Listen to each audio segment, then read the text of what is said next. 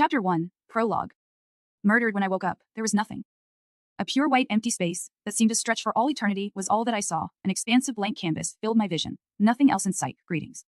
What the? I spun around to see the source of the voice. A man appeared in front of me, a sudden figure amidst the eternal whiteness.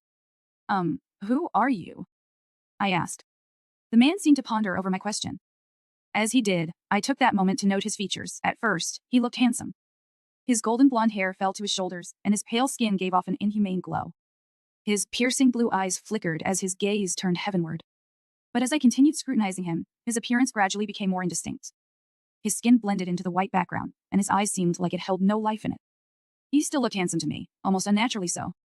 He's like a mannequin with a wig. The man finally seemed to finish thinking over my question, as if I had asked him something so profound. He lowered his head to face me and opened his mouth to speak.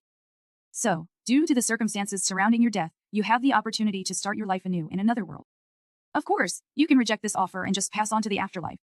But if you decide that you want to be reincarnated into another world, you can make a single demand for your new life. The man just ignored me. He completely ignored my question and started rambling about my death. I remember dying. Actually, I remember something about a truck. It was all a blur, and the more I tried to think about it, the more my head hurt. Wait, if I'm dead, does that mean, are you God? I asked. The man once again seemed to put effort to think over my question. I am similar to your understanding of God? Yes. Oh, good. He actually answered my question this time, even if it was in a roundabout way, similar to God, huh? I guess I really was dead, though I still have a lot of questions. If he was what he said he was, let's hope he can answer some of them. I began, trying to figure out what to ask first. Do you maybe know how I died? Yes, I do. This time he replied directly, without any deliberation. Why couldn't he have just done that for my other questions? Oh well, as long as he answers my questions properly now. So, how did I die? I killed you. Ah? You killed me. Wait, what? Did this godlike being just admit to murdering me? And he did it, without even missing a beat. It's like he's treating my death like it was nothing. No, actually, he is treating my death like it was nothing. Why the fuck did you kill me? I snapped. As I said, your death was a result of the circumstances of the situation. You see, an out-of-control truck was headed in the direction of a child who would later on in life find the cure to cancer. So, I re-erected the truck to avoid crashing into the child, and it just so happened that you were on the sidewalk directly next to the child. Oh, that made sense. Of course, if you had to choose between saving a kid who would cure cancer and save millions of lives, and little old me, you would save the kid every single time. It was a typical moral dilemma. I was sure that if I had to choose between myself and the child, I too, with some apprehension, would save the kid. Wait. I remembered something else. You do realize that, I grimaced as the memories flashed through my head, that I was about to save that kid, right? A boy fell while crossing the street, and I watched as a truck came at him full speed without stopping. I ran over to grab the kid, when suddenly, the truck sped up and swerved. I flinched as I recalled the impact. Upon hearing my words, the man just shrugged. How was I supposed to know that? How were you supposed to? The same way you knew that boy would cure cancer? That child is fated for greatness. You, on the other hand, he said as he raised his hand and waved at me dismissively. You don't expect me to pay attention to every random person, do you? Wow. I couldn't believe this. Sure, I may not have planned to cure cancer, solve world hunger, or bring world peace. But I had plans. I had just got accepted to the top university in my state and was planning to go to law school after I was finished. I wanted to be a pro bono lawyer, one who protected the innocent and helped those in need. Obviously, I wanted to make money as well. But still, I had my whole future ahead of me, and now I'm dead. It fully dawned on me. The suddenness of knowing that I lost my future, my family, and my friends all coalesced into a feeling of anguish that hit me like an out-of-control truck. I smirked at my own joke. At least I still had my sense of humor, even when dead. But even that brief reprieve ended when the man spoke. As I mentioned previously, you can choose to live a second life in another world. Of course, starting anew would be difficult, so I will grant you one request to aid you in this new life. Oh yeah, he did mention that earlier. I was too focused on the absurdity of everything else to actually care about it. But reincarnation, huh? Sounds like something out of an anime my friends would watch. Something reincarnated as a... My train of thought was interrupted once again by the man, who took my silence as a cue to resume his spiel. If you are worried about any possible drastic differences between your world and your new one, you should put yourself at ease. Though there are many different intelligent species in this world, not only are they mostly humanoid, but humans do exist in this world. And even if it might be similar to historical Europe, technology is replaced by the workings of mana. Mana. So there's magic, like in those MRPs. That line of reasoning made perfect sense to me. So it would have magic, and there were many different sapient species. There would obviously be a lot of possible conflicts between species, since Earth had a lot of racial tensions even within the same species. I did not want to die again, especially not to something dumb, like being born to the wrong species. Since I could make a single request, I obviously would want to ask to remain safe. It feels like I am missing something obvious. As I was thinking, the man continued. The extent of the request you can make is obviously limited. It will be limited to the circumstances of your birth. You cannot ask me to make you into a god, nor can you ask for more requests. You can, however, ask for things like money and power. I couldn't ask for more requests, or to make me like him. What are you, a genie? Money was obviously a no-go. If it was limited to my birth, I would probably be born to some stuck-up noble family. I did not want to deal with politics, especially not that of a world similar to medieval Europe. Power, on the other hand, was quite appealing. I wanted to stay safe, and since magic was a thing, how about power in magical talent?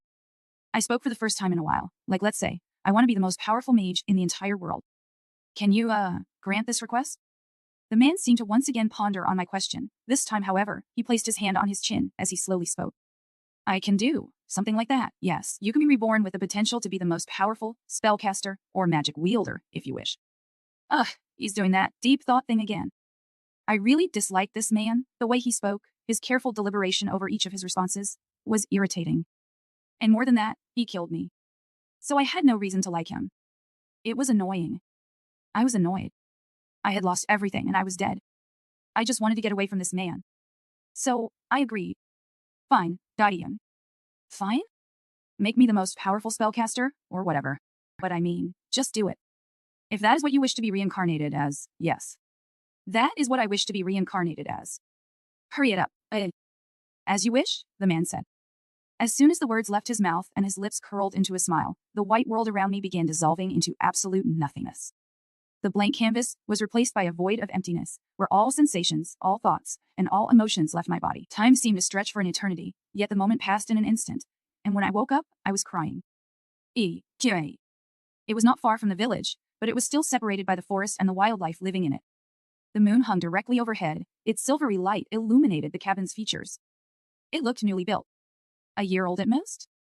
Its size was nothing remarkable, the dull brown of the wood its most prominent feature. A high-pitched wail cut through the night. An incessant cry from a baby stirred the animals and little critters awake. They bounded for cover, fleeing their homes as the screaming continued. A woman sat up on a bed. Her long black hair ran down her back, covered only partially by the pointed hat that she wore. Her silver eyes gently gazed upon her arms. No, not at her arms, but at the child cradled in them. She soothed the child and caressed it, careful not to agitate it any further. Slowly, the crying died down, and the woman smiled. Her smile only enhanced her beauty, for her looks alone would charm any man. But she was not trying to charm anyone, she was simply happy. Her lips parted, and a soft voice came out, matching her young appearance. She looked no more than 20. Not mature enough to look after herself, let alone a child. Yet she had a child, and it was her child that she spoke to. My beautiful daughter, she said, stroking the child's head. There's no need to cry. Slowly, so as to not disturb her daughter, the woman leaned over and kissed her on the forehead. The child shifted slightly upon contact, and her eyes gradually opened up, revealing the same set of piercing, silver-colored eyes of her mother. And as their gaze met, the woman felt her emotions well up inside of her. Fear, sorrow, and anger all gathered together deep in her heart, but one emotion triumphed above it all, one that filled her with determination, strength, and hope. Love. Her love for her daughter washed away all the negative feelings she felt at that moment. The woman knew that all that mattered now was the child in her arms. That her daughter was safe. So when the woman spoke again, her voice was resolute. Do not cry, my daughter, I am here for you. Even if they come for you, you will always be safe. You are my life now and forever. I will always love and protect you, Melas.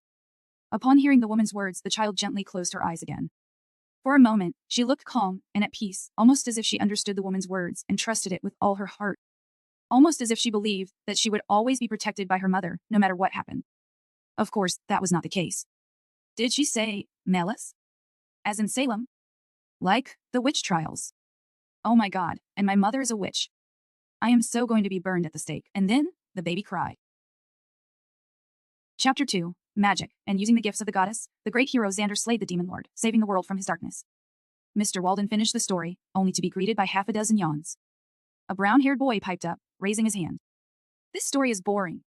Don't you got another one? I glanced past the small gathering of village kids, all huddled around in front of the middle-aged man sitting on his stool, straight at the boy who spoke. His name was Adrian.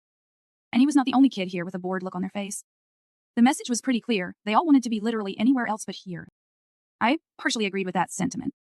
Not because I wanted to hear another, more interesting story from Mr. Walden. It was because we had all heard the same story more times than most of the kids here could count. Not me, though. I was not a kid. Am I really comparing myself with literal 10-year-olds? Well, technically, I was the same age as most of them. My physical body made me appear like I was no older than these kids, which was true if you only considered the time I spent in this world. However, I was mentally almost 2 decades older than every single one of the kids gathered here right now. However, almost as if he was ignorant of the level of intellect or wisdom a kid possessed, Mr. Walden began lecturing us on the importance of his tale. There are many stories I could indeed tell you, many of which I heard during my time in the capital. However, I don't believe those stories would be for your best interests. They may be interesting. They may even be full of excitement and wonder, which I'm sure you children would love. But those stories would not do anything for you. They would only serve to entertain you, something which you children already do for yourself. There are no lessons to be learned, and no morals to be taught. What can we learn, Mr. Walden? This time, I was the one to raise my hand and speak. From the story. What morals or lessons does it teach us? Ah, Melas, there are a great many things for you to learn. But I cannot tell you what they are. It's something that you must learn yourself, else its meaning will be lost on you. I fought the urge to groan at his sagely advice, though the same could not be said for most of the kids. Mr. Walden sighed. If you need to know, I will tell you one thing, and one thing only, before you leave for today. Mr. Walden paused, hoping to gather all of our attention before he started. Once he realized that I was the only one even paying any semblance of attention to him, he took a deep breath and reluctantly began. Never sully the goddess's gifts, the middle-aged man spoke in a solemn voice. He cast his gaze throughout the group of bored kids, before stopping at me. We locked eyes, and as if he was addressing only me, he continued. The world we live in, the mana it produces, it has all been given to us by the goddess. But if you were to defile it, you would be no different from the demons we have fought to destroy. With that, Mr. Walden got up from his seat and slowly walked away. Upon seeing him leave, everyone else started to disperse too. Instead of following after the kids running around to play or chat, I remained seated on the floor for a moment longer. Defile mana, huh? I looked heavenwards, staring at the clear blue sky of day. What was mana? It was supposedly the fundamental building block of everything. When the goddess created this world, she used mana as the base of all things, living and non-living. It permeated throughout the air we breathed, the food we ate, and the body we lived in. Whether it be humans, elves, dwarves, or even monsters, every living being needed mana to live, to simply exist. And yet, the demons defiled mana, and thus creation itself. They took the creations of the goddess and defaced it, desecrating the world and destroying its mana. They went against the goddess of light and spat on her face. They took her gifts from her just to throw it away. And for what? What could they possibly gain from committing such blasphemy? Why would they take her grace and drag it over the ground? Why? The answer was simple, for magic, of course. Several thousand years ago, the first magic was performed. A demon learned to take mana, the very essence of this world, and used it for his own purposes. At first, it was seen as a miracle, a power bestowed upon this demon by the goddess herself. He used this power to start fires, to build shelter, and to gather food. Demons looked to him for protection, and he provided it. Because of his power, every demon saw him as special, and eventually made him their lord. But the demon lord did not think his powers were special. And one day, he finally proved it. The demon lord began teaching magic to all demons, believing that this power could change the world. To him, it was a universal gift of the goddess, and he wanted everyone to learn about this magic. The demon lord first invited the dwarves, showed them his magic, but they dismissed it as easily replaceable through their technology. Then he sent for the humans, and even though they were interested in it, they did not stay to learn, and when he called for the elves, they never came. The demon lord was dejected. He wanted to show them this power, but they did not want to see it. But the demon lord thought magic to be good, so he sent his people out to spread it far and wide. And as his people began teaching their ways to all the peoples of the world, he learned more about it. He slowed his aging, sustained himself without food, and forewent all manners of rest.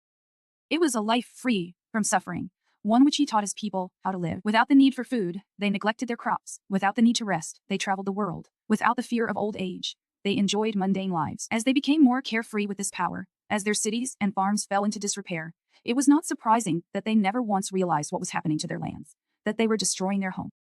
It was then unfortunate timing that only at this point did other species begin to take interest in this magic, and so a delegation of all the great powers in the world were sent to hell to meet the demon lord. But when they arrived, they did not see a gift of the goddess, but a perversion of it. They saw land blighted over and cursed by darkness. Food could barely grow from the dead earth, and what few animals that remained were pale and thin. Even the monsters fled, seeking more mana-rich lands.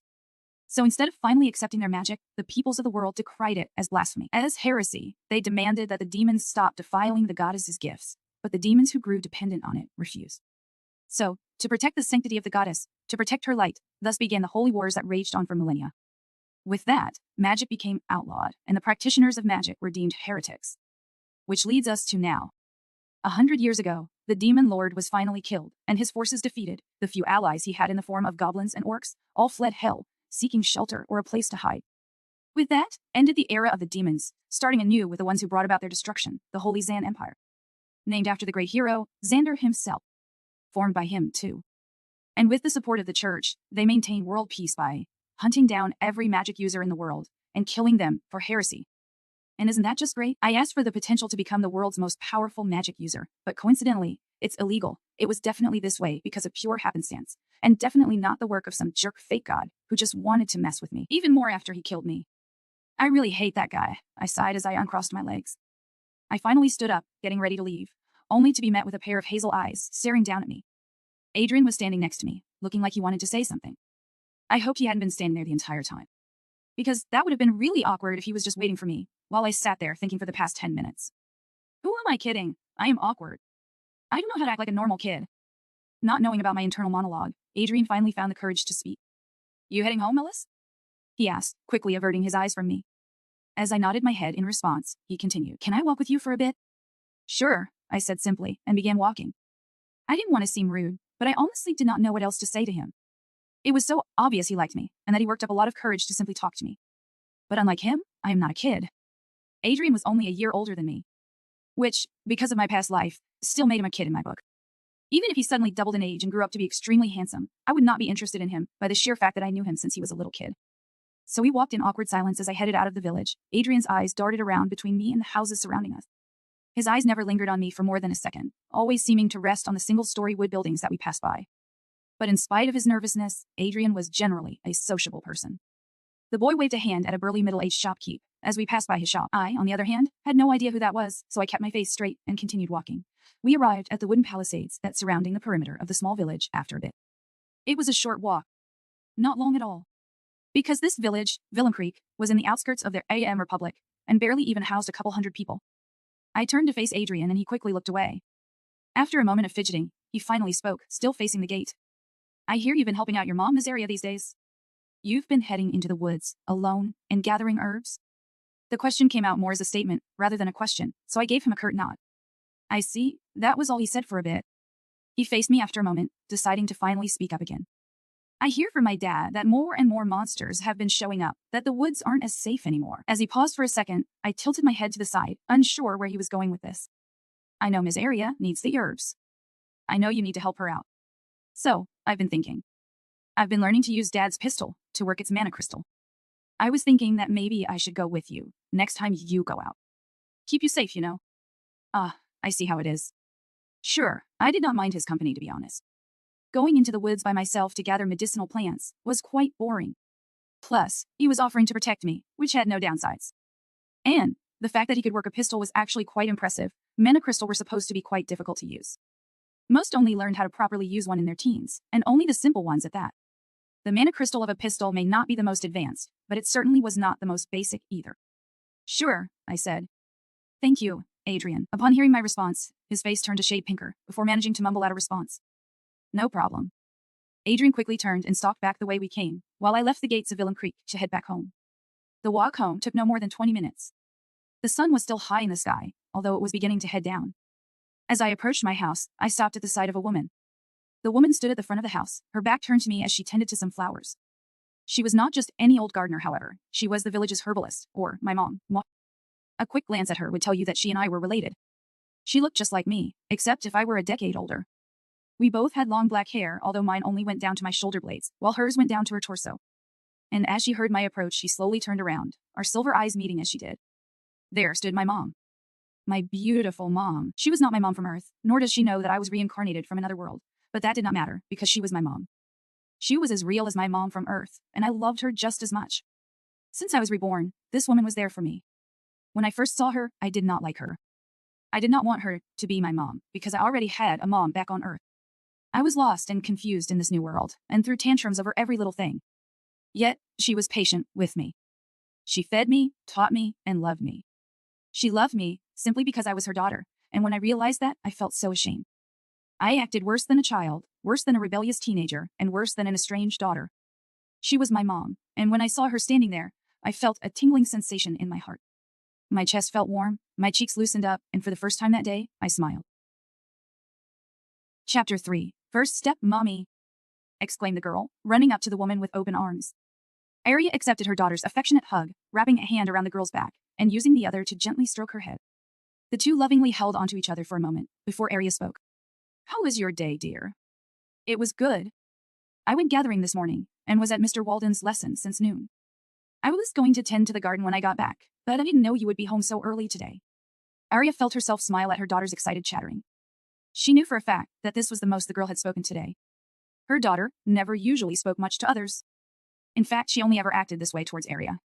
The young woman had seen her daughter interact with both other children her age and the adults of the village. To say that it was tedious to watch was a complete understatement. She only ever spoke when spoken to, barring some exceptions such as asking questions when in Walden's lesson.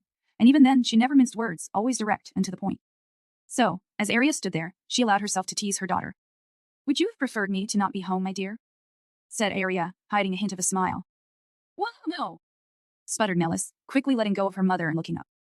Upon noticing Arya's smile, however, she pouted. You know that's not what I meant. I know. Arya was aware that she had not been home as often these days.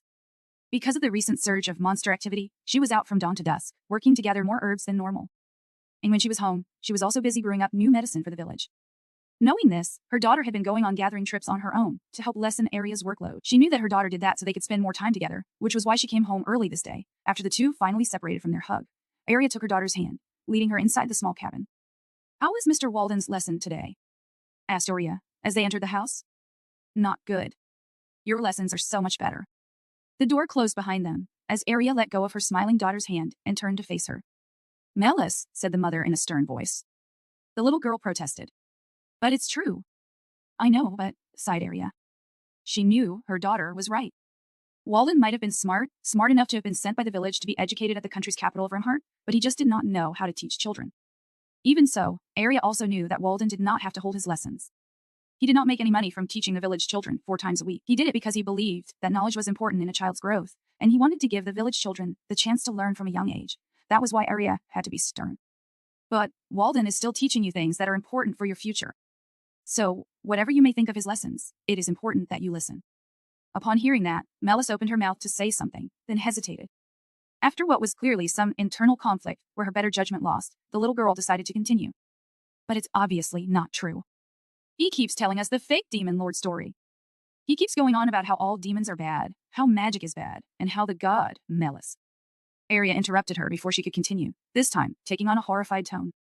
She knew what her daughter was about to say if she let her continue, and she would not let her say it, even if no one was around to hear it. Implying that demons and magic were actually good was bad enough, but whatever she was going to imply about the goddess would have been full-on blasphemy. She did not want her daughter to get into the habit of saying such things. Melas, my daughter, please do not say such things. The story I told you about the demon lord is what the demons claim to have happened. It is not any more true than what the church claims in their history books. Arya paused, eyeing her daughter to see if she would drop the subject. When it was clear that she would not, the young mother continued. When you asked me for the truth behind demons and magic, I believed that you would understand that neither side held the truth. You are a very smart girl, Melas. That is why I told you what I knew. And I still believe you are, so why are you acting like you are not?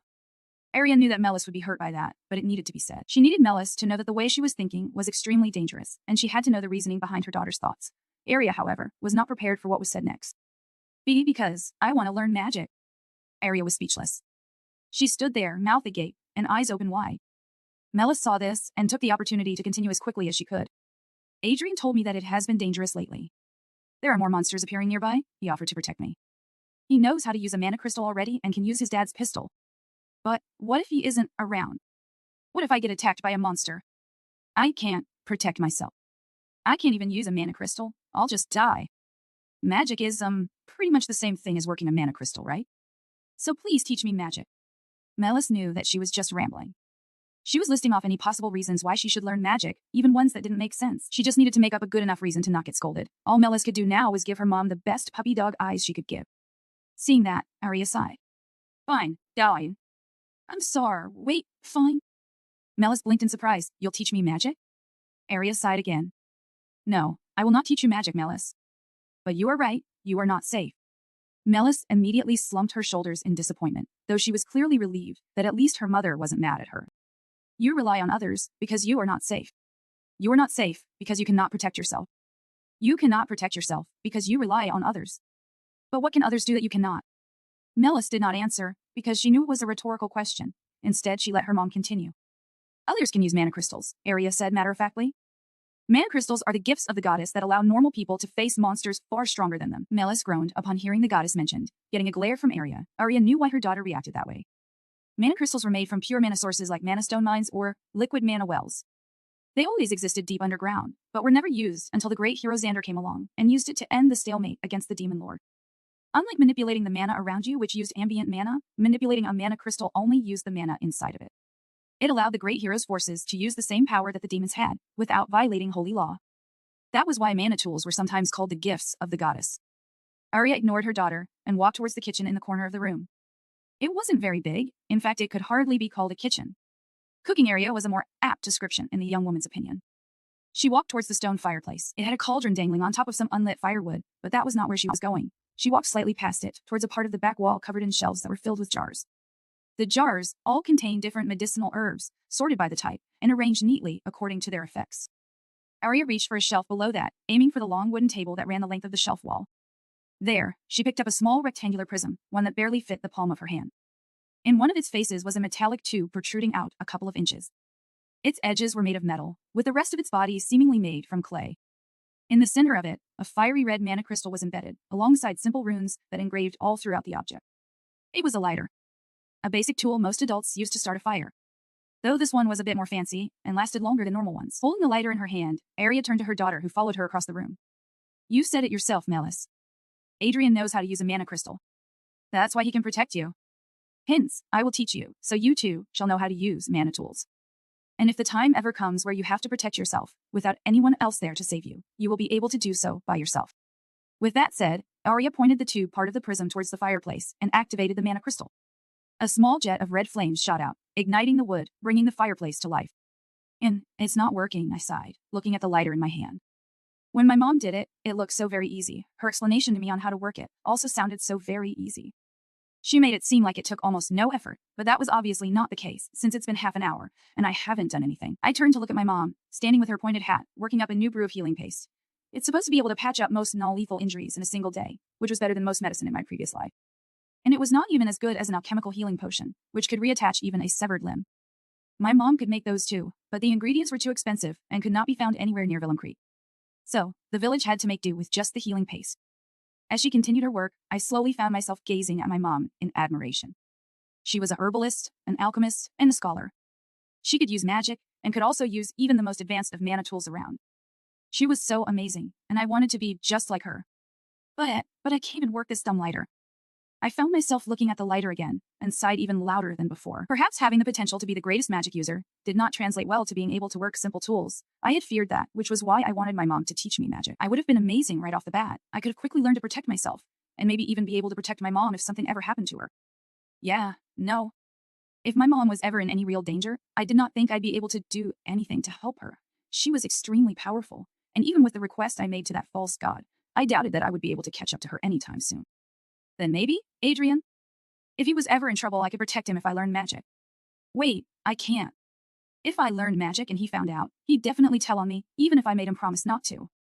Wasn't that how those kinds of stories usually went? Yeah, it's probably a good thing Mom didn't teach me magic. Whatever the case was, I needed to focus. I needed to remember what my mom said. Working mana tools felt like you were trying to force mana out of the stone. It needed to feel like a nudge and not a push. Trying to push leads to trying to manipulate too much mana at once, and would usually lead to nothing happening for most people, especially beginners. That was because a beginner's control over mana would still be weak and unrefined. They tended to either only slightly graze the mana, or try to shove it to the ground without the strength to actually do so. On the other hand, people who have worked mana tools for a while would have built up more strength, and would actually succeed in shoving if they wanted to. That would lead to immediately depleting a mana crystal, which wasn't something you wanted to do in most cases.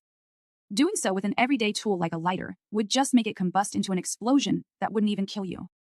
But doing it with a weapon would most likely kill anything nearby. That's why people also had to refine their control over the mana, and not just force it. With power and no control, they might have accidentally destroyed the tool they were using. None of that mattered to me, however, since I can't use this stupid thing. I was supposed to be feeling like I'm prodding into it. Touch the mana with one finger, giving it a slight push.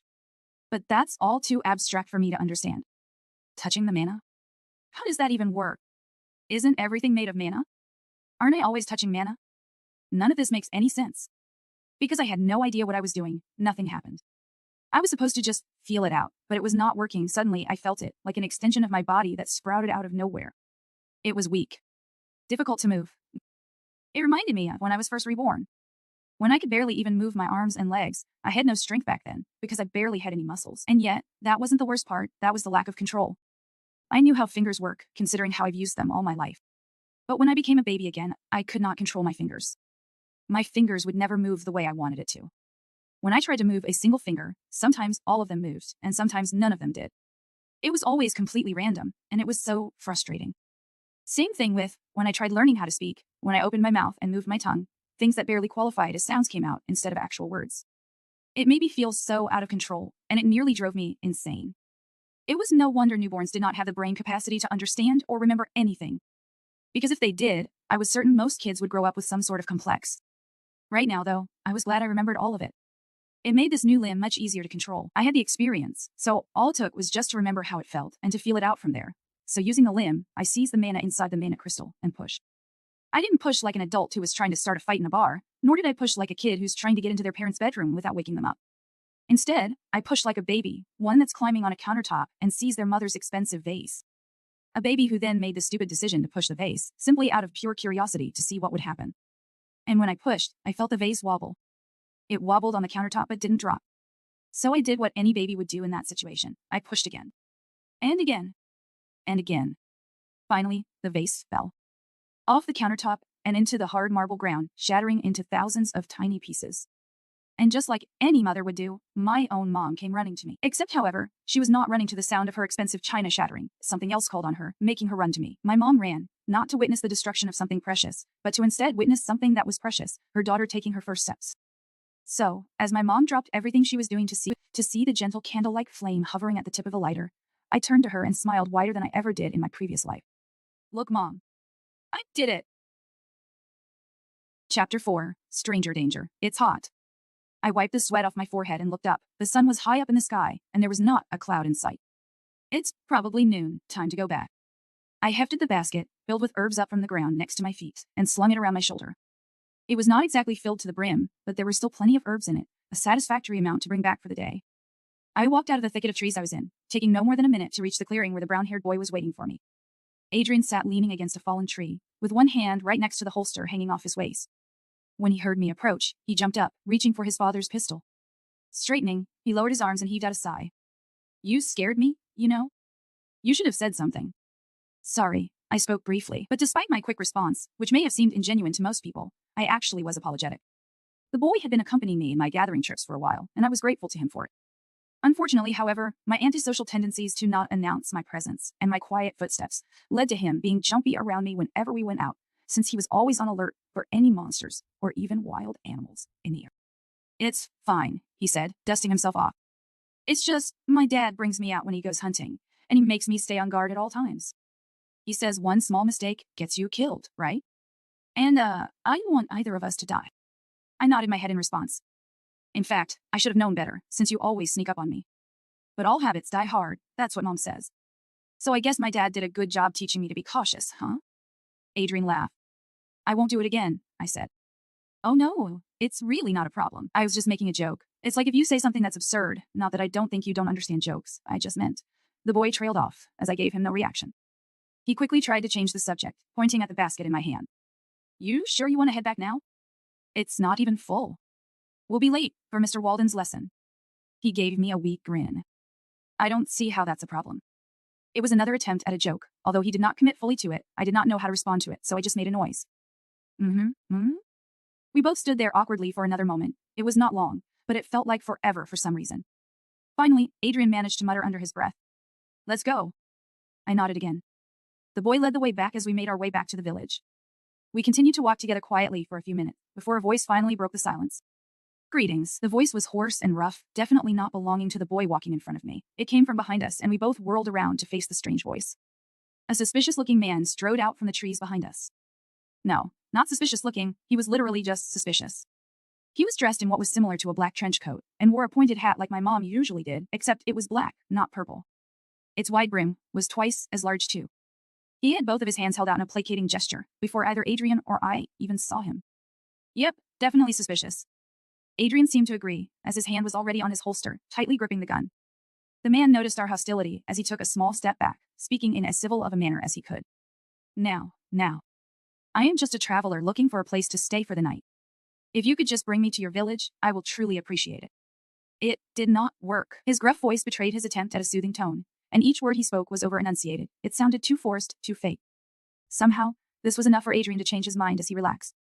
Sure, we were just on our way back. We can show, he started, but I didn't let him finish. No, what? Both Adrian and the man turned to me in surprise. Neither expected that response. And why would they? If we brought him to the village, we would be safe. He could not do anything to us there, in front of all the villagers. But it wasn't my safety that I cared about. This man snuck up on us without making a sound. And even though he was a traveler, he was alone and without a pack animal, in a world where monsters roamed free in the wild. And worst of all, he was quite clearly hiding something with the way he was dressed. He could have been something like a witch hunter? That was a thing back on Earth, right? Not that witches existed in this world. Powerful spellcasters were often called dark acolytes, apparently. And if this man saw my mom and somehow recognized her, well, she would probably kill him. But then we would be kicked out of the village. So I was not letting this guy near Villain Creek. We're not going anywhere until you leave. The man raised an eyebrow at that, seemingly amused. And if I just don't move, would you just wait here forever? Surely you'd get tired after a while and return home. Then I can just follow you back. Then he'll shoot you. I pointed at Adrian, who opted to trust me and slowly unholstered his gun. I gave the man an ultimatum. And if you try to follow us, we'll tell everyone that a creepy guy tried to kidnap us in the woods. We'll tell them that he's following us, so when you try to enter the village, they'll shoot you. So go away. I stood firm as the man stared at me. His eyes lingered on my face for almost a minute. Before he finally broke off, he threw his hands up in resignation, sighing. Guess I'll just have to find another place to stay. With that said, the man slowly turned around and stalked away. Adrian and I kept our eyes on the man in silence until he was finally out of sight. When it seemed like he was finally gone, Adrian turned to me. Are you all right? I'm fine, I said apologetically. Sorry about that. You sure? That's the most I've heard you speak in one go. He paused, turning to face me. He looked me straight in the eyes before continuing. What happened? What was wrong with him? Shrugging, I turned to look up at the sky, like I was in deep thought. Then slowly, I lowered my gaze back towards Adrian and grinned. Stranger danger. Adrian did not get my joke. Of course he wouldn't. Living in a small village, you don't learn to be wary of strangers. I had to explain the joke to him on the way back, and got a polite laugh in return. I didn't even know why he bothered. That never makes things better when you fail at delivering a joke. But at least I proved that I did have a sense of humor, even if he did not find me funny at all. I might have been incapable of basic social interaction ever since I came to this world, but at least I was trying. It took us an hour to get back to the village. I didn't drop the basket off at home, just in case the man decided to follow us. Plus, we were late for Mr. Walden's lesson. When we got there, the middle-aged man was in the middle of teaching us some basic maths. It was definitely something most kids my age should have learned years ago. Simple addition and subtraction. Nothing too complex, yet most kids seemed to be struggling with it. I quickly appeased Mr. Walden's ire at my tardiness by solving the rest of the math problems he gave us and explaining how I came to my answers. By the end of the lesson, he seemed to have forgotten about my slight against him by being late, as he didn't glare at me when I approached him. I told him about the suspicious man, and with Adrian's help, managed to convince him that the man was probably some sort of criminal that wanted to harm the village, and definitely not some inquisitor from the church. After that, Adrian walked me all the way home for the first time. He usually only followed me as far as the village walls, but he was worried for my safety. He insisted on staying over for a few hours, so I decided to tutor him for a bit. I had taught Adrian simple multiplication and division, since he was much smarter than most other kids. While the other kids struggled in Mr. Walden's class, he was always able to grasp everything quite quickly. When that was done, I took out some of my mom's books and helped him improve his reading and writing. He was once again better than other kids at it, though he still struggled with the more complex words. I taught him a couple of words, even helping him learn some of the venerable language before the sun finally began setting. It was then he finally had to go back home. I then spent the next hour messing with the lighter, refining my control over the mana crystal. As the sun set and the day came to a close, my mom finally arrived back home. Welcome home, Mom. Aria was greeted by a cheerful Melas as soon as she walked in through the door. She bent down to kiss her daughter, hugging her as she did. How are you, dear? The young woman began preparing their dinner as Melas started telling her about her day.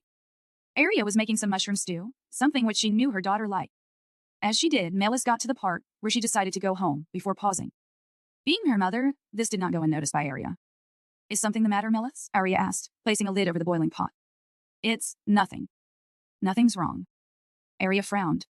She knew her daughter well enough to know that something was in fact wrong, and it was not nothing. So she turned away from the boiling cauldron and faced her daughter with concern. Melas, if something happened, you can tell me. And no, nothing happened, exclaimed the little girl, before hesitating. At least, not yet, I think, not yet. Blinking, Arya took a step back away from the kitchen. Now she was confused. Arya assumed that her daughter was attacked by some monster or wild animal while out gathering, and did not want to say it in fear of being barred from going out again, not that it was something Arya would have done. Oh, Melas was with Adrian, so maybe, did something happen with Adrian? Adrian, huh? It's fine, dear. Adrian is a good boy.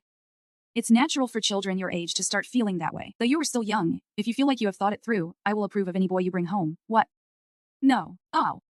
It's not that at all. Melas sighed. There was a man. This time, Arya did not approve. It may have been legal in some of the free cities and the poor kingdom, but an adult and a child should not be entering into that kind of a relationship. It was not right, and not in the it's just wrong kind of way to Arya.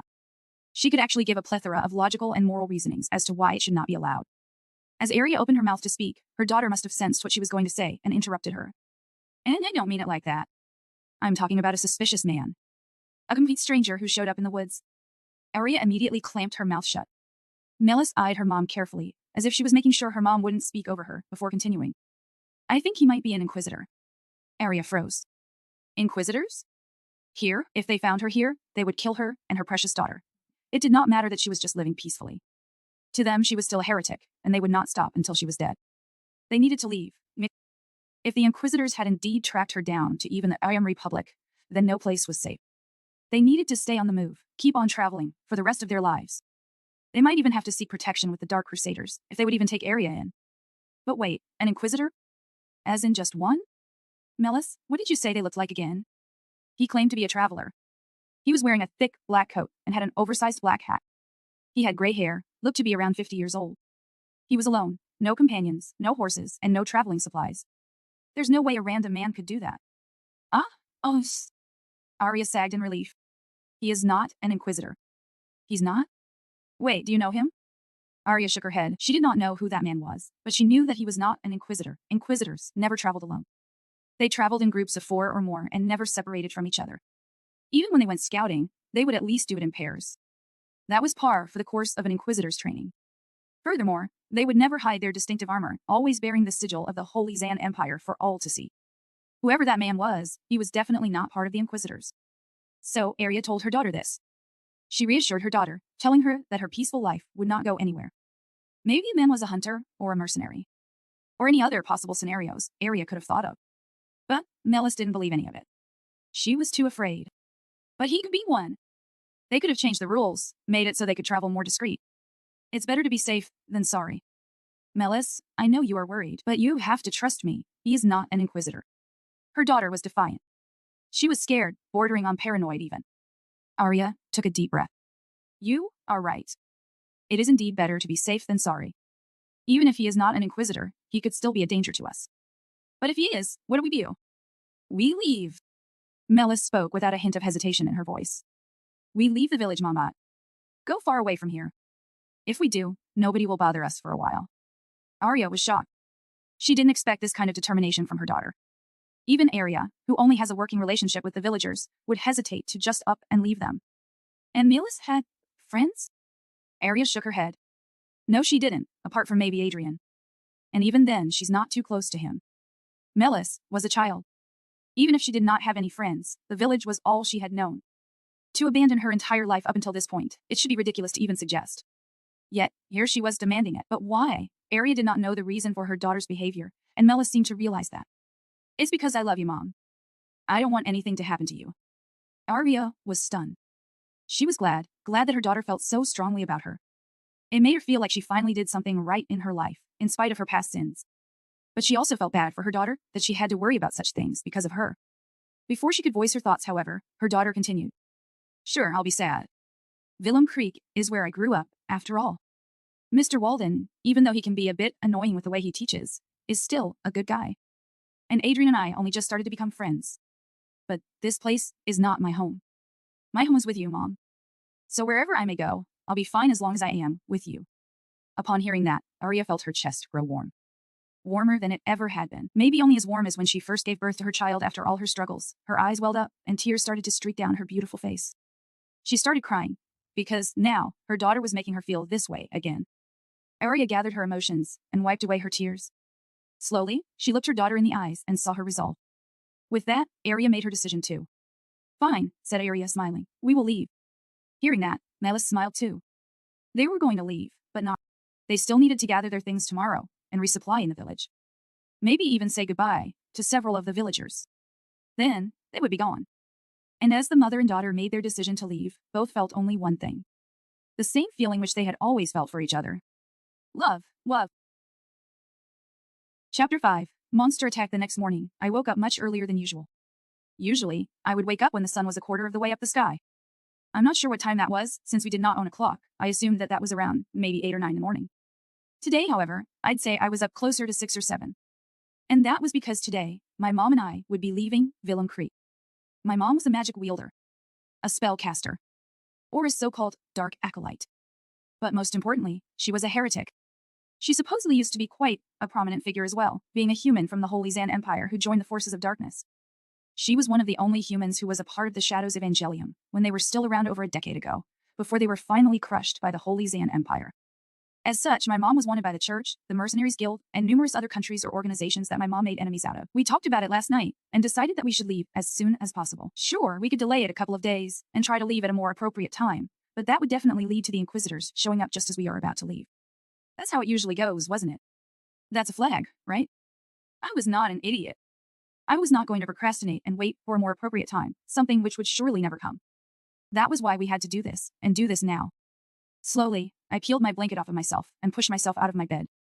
I groggily walked out of my room to get ready, washing myself and wiping myself down with a piece of cloth. Then I got dressed for the day, wearing my one-piece smock that went down to my knees, held together by a girdle around my waist. With that, I was ready to go. As usual, Mom was already gone by the time I was awake, so I had to pack my things on my own. We decided against telling anyone of our plans, since it would surely lead us to getting caught down the line, so we were just going to disappear tonight. And to do that, we had to pack light. I grabbed a bag of coins and headed to Salem Creek. Salem Creek was a small and obscure village on the outskirts of the AM Republic, with only forests surrounding us for miles on end.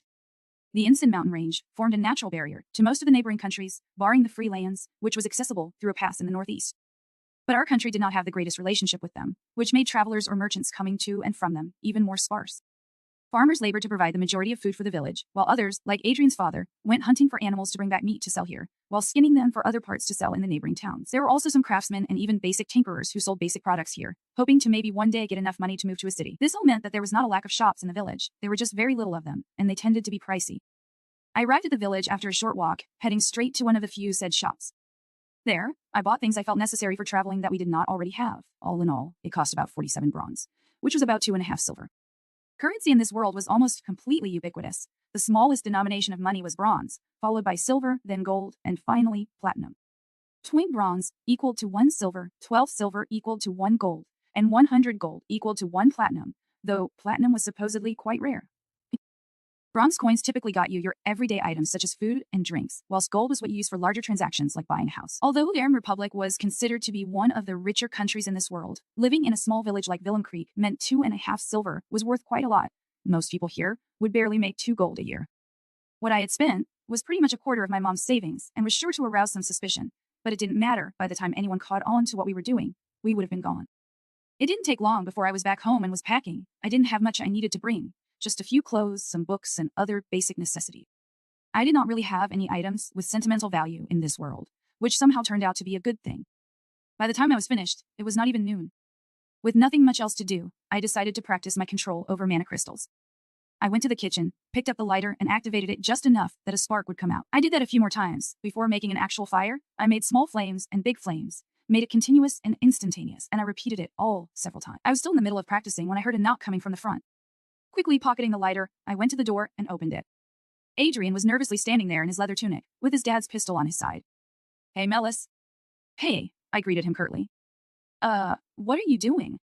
He managed to make eye contact with me as we spoke, but quickly broke it off once again after he got the question out. Speaking of which, what kind of a question is that? You did not just go up to someone's house and knock on their door to ask them about what they were doing. Obviously, I'm talking to you. I liked Adrian, I really did.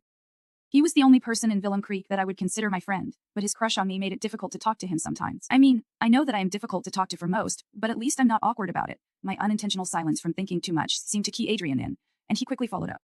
You usually come to the village to pick me up before you go gathering. I just thought that I'd save you the trouble and wait here instead, but I forgot that you don't go gathering every day. So, I was wondering if you'd be going today? Ah, yes, I completely forgot about that. There was no point in going to the forest today, but I did want to give him some sort of subtle goodbye and get some form of closure from this part of my life. So, I shook my head. Oh, no. When are you? Adrian cut himself off, only now realizing what I said. Oh, what? But, let's hang out anyways, I said, stopping him before he could excuse himself. He visibly brightened upon hearing that, to which I smiled at. Oh, sure.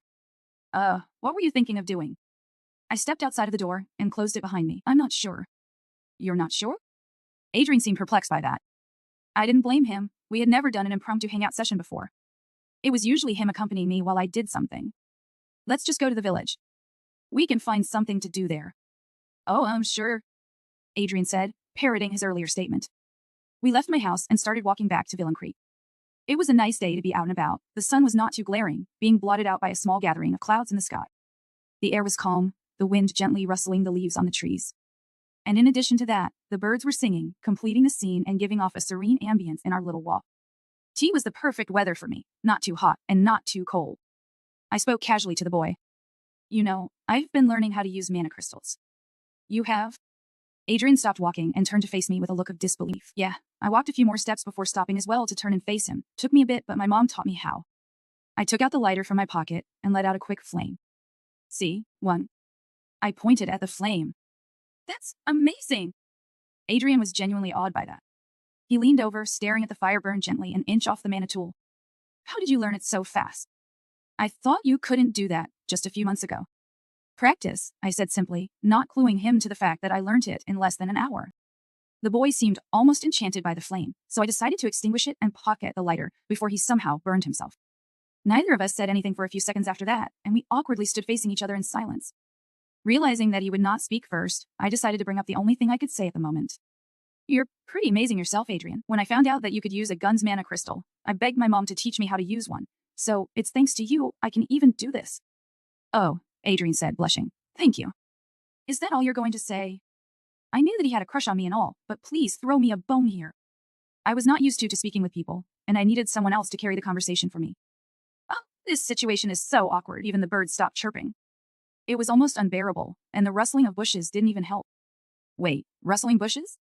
But the wind stopped blowing. I slowly turned my head to face the source of the noise, only to meet a pair of glowing red eyes peering at me from inside the bush to my right. Immediately without thinking, I jumped and tackled Adrian to the ground, several feet from where we stood. My eye contact with the monster must have triggered something in it to attack us. It leapt out of the bush it was hiding in. My quick reaction seemed to have saved our lives. The monster was already standing at the spot we were in as we hit the ground. It stood there on 4 clawed legs, a solid 5 feet tall and nearly 10 feet wide. Its body was coated with yellow fur that turned into a golden mane at its neck. It had the face of a goat with 2 horns protruding from the top of its head and a small golden beard at the tip of its chin. Its tail, which extended beyond the length of its body, was brown in color and patterned with blotches of yellow throughout, complete with the mouth of a snake at its very end. It was a chimera. Adrian saw this too, and immediately unholstered his pistol as he got up. Aiming at it with both hands, he shot the monster in the face. A bullet made of pure blue energy shot out of the pistol, flying straight at the chimera. It knocked the monster's head back slightly, leaving a small scratch where it struck. The chimera opened its mouth and let out a ferocious roar before it was hit by another 2 bullets close to where the first landed, drawing some blood. A 4th and 5th bullet shot by Adrian only hit the air, as the chimera leapt to the side to dodge. Although there was a short interval between each shot, Adrian did not have to reload since the pistol was fueled by the mana crystal. The chimera circled around us in the span of 5 seconds before lashing its snake tail out at Adrian. He managed to narrowly avoid the strike by stepping back and jumping to the left, while the attack missed me entirely as I was still prone on the ground. Adrian was barely grounded when he brought his gun back up. The chimera, however, was faster and leapt forwards at him, taking a final shot to the face before it knocked the gun away with a claw. With another swing, the monster struck Adrian across the chest and onto a tree nearly 10 feet away. But it didn't let up. The chimera was immediately on the boy again. It pressed him up against the tree with its tail. It opened its mouth to reveal hundreds of sharp carnivorous teeth, baring it in a sadistic grin to my bleeding friend. At this point, I got up and ran. Not towards the village, of course. I was not a coward. Instead, I ran towards the fallen gun, which was laying on the ground around 5 feet in front of me. I was not even sure if I could use it, but I had to try something. The moment I got up, however, the chimera snapped its head towards me. A small ball of fire flew out of its open mouth and straight towards me. I immediately dove for the gun, barely grabbing it as the fireball exploded a foot behind me, knocking me forward several feet. My legs were covered in severe burns up till my knees, where the burn marks were significantly less pronounced. It still hurts a lot. I pointed the gun at the chimera and channeled the mana through the crystal, firing a bullet straight at the beast. Oh my god, it actually worked. The bullet struck the chimera on the chest and hardly seemed to faze it. A second struck it in the face where Adrian hit it before, drawing more blood, and a third went over its head. Oh yeah, recoil. I immediately adjusted my aim and shot a bullet at the chimera's face. As I did that, the chimera opened its mouth wide and fire began building up on its gaping maw. Luckily for me, the bullet went into its open mouth and struck the fireball before it shot out, causing it to explode on the chimera's face. Unlike the mana bullets, where each seemed to do as much damage as a paper cut, the explosion of its own fireball seemed to actually hurt the chimera. It reeled back in pain from the explosion and dropped Adrian from its tail. I pelted it with more shots as this happened. With its now free tail, the chimera lashed out at where I was laying. It tried to pull me towards it, but I rolled out of the way of the tail and prepared for the follow-up strike by pushing myself to the side. This saved me from being hit by the leaping claw attack, which immobilized Adrian. The chimera then pulled back its other claw, loading it for an uppercut-like swing to my still-downed body. I propelled myself off the ground with both hands, took a step back as I leaned out of the strike, just dodging it. Unfortunately, however, I completely forgot that my legs were badly burnt. The excruciating pain from standing up was numbed by the adrenaline, but it did not fix my wounds. So as I tried to dodge the chimera's next swing, all I did was stagger on the spot.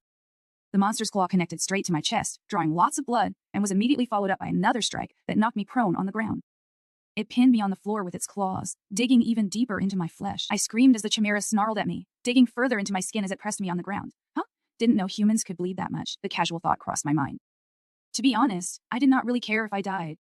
I've already died once to some stupid jerk fake god for some stupid jerk fake reason, so dying to some monster wouldn't make much of a difference to me.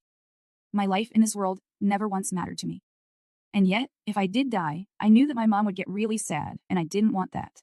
I didn't want my mom to blame herself for my death, thinking that I could have survived if she didn't refuse to teach me magic a couple months ago. So, gathering all my strength, I attempted to lift my right arm up.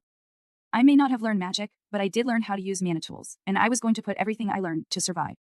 The chimera saw me move my arm, saw how I was struggling to even lift my hand, let alone the gun held in it. It was quite clearly intelligent, since it quite clearly taunted Adrian earlier, and was doing the same thing now to me, with what appeared to be a smile, a terrifying and toothy smile, as it seemingly took pleasure in his suffering. Smarter than I thought. Slowly, I began to grab the mana inside the gun as I lifted it up. The chimera already knew that mana bullets wouldn't be able to kill it, so it simply just pressed harder into my chest to inflict more pain. The pain seemed to give me the necessary push to jerk my arm up and towards the chimera. But, thinking that I was going to shoot it again, it decided that it had enough fun hurting me, and moved its maw forward towards my head to finish me off. At the same time, powered only by adrenaline, I moved the pistol towards the chimera's open mouth. With all of my remaining strength, I shoved the gun straight inside of it, while I simultaneously felt myself shoving all of the mana inside the gun's mana crystal at once. The chimera immediately jerked back and closed its mouth, but it was already too late. The gun was inside the monster, and its mana crystal was overloaded. Less than a split second after I let go of the weapon, an explosion blew me 20 feet away from where I was lying. I saw my right arm flying far past me as my limp body slid to a stop on the hard dirt. The rest of me managed to remain intact, only because the chimera's massive claws that pinned me down ended up protecting me from the explosion. The chimera, however, wasn't so lucky.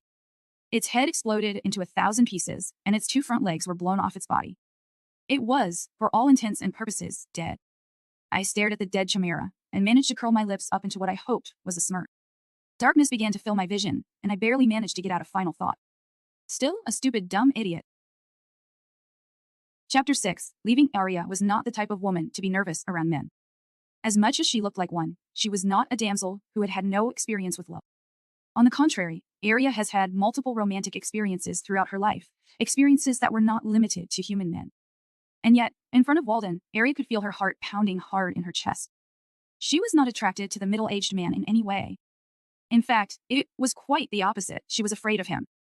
He seemed docile and harmless, which was generally true if you only took into account his physical capabilities. He was even shorter than Arya, which made him a lot less intimidating considering she was close to the average height for most young women.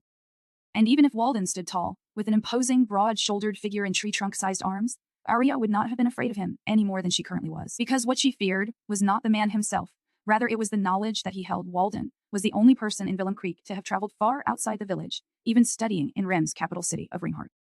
The man only returned to Willem Creek a few years before Arya settled down in the village and would have heard of Arya's real identity in his time in the outside world. Arya had a unique appearance, which most humans did not have. She had black hair and silver eyes, both of which were rare traits among humans, who tended to have colorful hair and eyes. Coupled with the fact that she had not aged a single year in the last decade, it would not take a genius to realize her true identity if they knew of it. Fortunately for her, most of the villagers were barely literate and had little experience with modern technology that could have informed them of her true identity or allowed them to inform the church of her presence in Willem Creek. As such, she never bothered to disguise herself with magic, considering it would have taken a large ritual to even subtly alter one's face. Furthermore, the only man who could know who she was has never questioned her. So why should she have mastered magic she was not sure even existed, considering her identity was safe? That was what she thought until the night before. Now, Arya was afraid. She feared that Walden figured her out and used a message tool to contact either the Mercenaries Guild or even the Holy Zan Empire. If he did that, it won't be long before Inquisitors came for life, and Arya knew that if that happened, she could not protect her Melas forever. With that in mind, the mother and daughter decided together to leave Willem Creek for good. They wanted to make a quiet getaway at night, whilst keeping up the illusion of normalcy during the day. But, suddenly, Walden stopped her when she was in the village and asked to speak with her in private. Did he figure out their plan to leave? If he did, he would likely try to make some excuse to keep them here for as long as possible. Whatever it was, Arya knew she needed to respond delicately to ensure she did not get caught in a trap. The two of them finally arrived at Walden's house and entered through the front door. They sat across from each other at a small round table in the center of the room. Sorry for troubling you, Arya. I know you're very busy, but I just needed to speak with you in private, said Walden, as he picked up a pot and poured himself a drink. Would you like some tea? I am fine, Walden. And no, it is no trouble at all. What would you like to speak about? Arya inquired politely, gently refusing his offer out of fear of poison or any other concoctions he could have put in it. The young woman was certain regular poison would not have worked on her, but she just had to err on the side of caution. Very well, then. Walden took a sip from the cup for a moment before continuing. I was hoping to speak with you about your daughter. My daughter? Did something happen to Melas? Asked Arya, worry filling her voice. No. It is quite the opposite, actually. The opposite? Arya raised an eyebrow in response to his ambiguity. Could you elaborate, please? Yes. You see, Melas has shown herself to be an incredibly bright and diligent girl during my lessons. She learns quickly and she always asks questions if she's unsure of anything. Walden paused for a moment to take a sip from the tea before continuing. I have not seen a child as gifted as her in all my life. Not me when I was her age, and not Adrian, who's shown to be quite intelligent as well. Even during my time in Remhart, I have never met a child like her. She is special. Arya felt herself smiling upon hearing that. She knew that Melas was special. Of course, every mother believed that her child was special. But Melas was truly unique. There was no arguing against it. It only took Melas an hour to learn how to use a mana crystal, an endeavor which would take most teenagers and young adults weeks or even months to do. Even Arya, who already knew how to manipulate mana from her magic, took a full day to understand how mana tools differed from spellcasting before using one for the first time. So hearing someone else acknowledge that fact filled the mother with pride. Her good mood, however, was cut short by what Walden had to say next. I have spoken with the others, and they agreed with me. That is why we have pooled together our money, and would like to offer you a chance to send your daughter to reach her full potential, like the village did for me. We would like to send her to Remhart. Arya's didn't blink. She didn't visibly react. But she felt her heart stop for what felt like a full minute. The capital? If someone found out that Melas was her daughter, she would surely be killed. Their republic tried to stay neutral as a country that mostly dealt in trade, yet they still had their obligations to one of their biggest trading partners, the Holy Zan Empire. Perhaps Rem itself would only throw Melas into a prison cell for her relation to Arya. But the church would surely demand to take her, and Rem would not face any consequences if they obeyed. And if they took Melas to Sully, Arya felt her lips quiver as the scenarios played out in her head. They would crucify her, hang her, then burn her at the stake. And yet, Walden was right. Melas was gifted, talented, and full of potential. She deserved the opportunity to fully realize that. But Arya knew that her daughter would not want to do that if it meant separating from her. That left Arya between a rock and a hard place, and Walden seemed to notice. Don't worry, Arya. I know you were worried about the idea of your daughter living alone, but I wouldn't have brought it up if I didn't genuinely believe that Melas could handle herself. I also have friends there who could help her. However, the decision comes down to what you and Melas think. Discuss it with her and consider it. Take a few days if you must. Walden gave Arya a sincere, reassuring smile that extended to the crow's feet by his eyes. Arya was about to respond in kind before she was interrupted by a young boy who burst in through the door. Is something the matter? What's wrong? Miss Arya. Melas and Adrian were attacked. Arya's eyes widened upon hearing that. She did not wait for the boy to explain what happened, instead making him lead them to her daughter. It was a quick run. It took no more than 10 minutes before they arrived at the scene, but there was already a crowd gathered. Arya and Walden pushed their way through the crowd to see what happened, and what they saw was horrible. To Aries' left lay Adrian, who was bleeding from a deep gash on his chest. He was barely conscious, listening to his parents who were holding him and trying to keep him awake. To her right lay the bloodied and mangled body of what looked to be a large lion.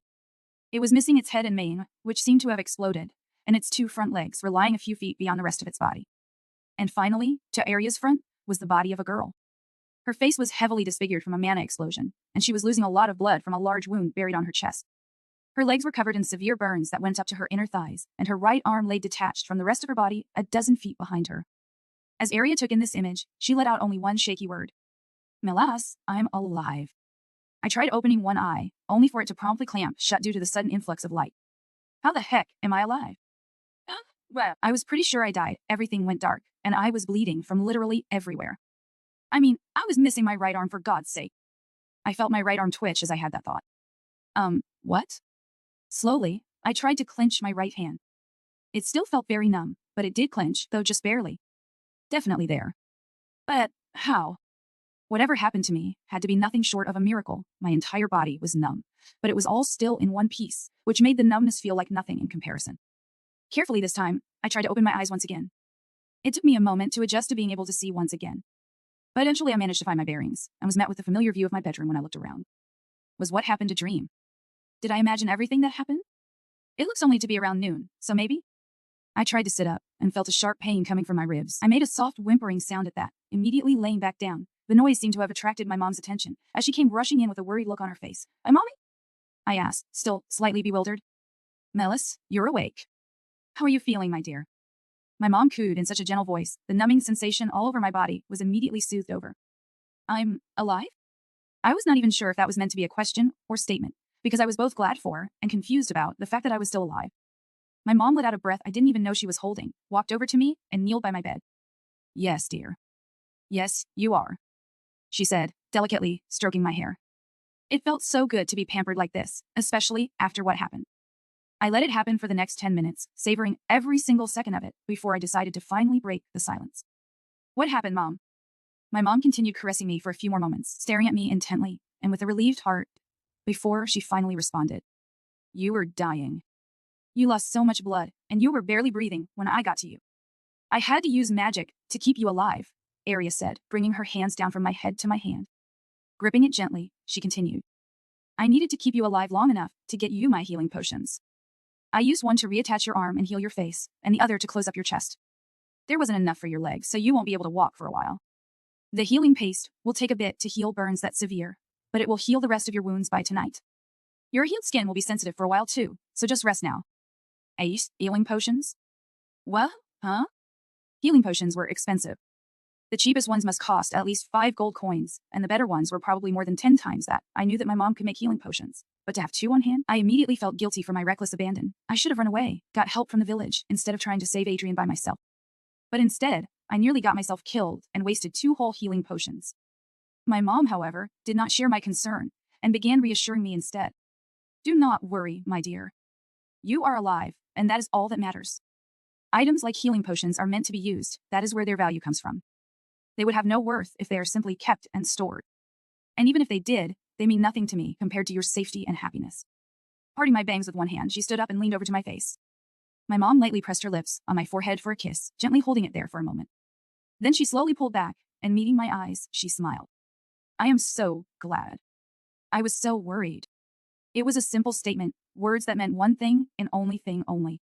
And yet, when I heard that, I felt my chest grow warm. My lips naturally curled into a smile, and I simply stared back at her. How long have I been asleep? I asked, not looking away from my mother.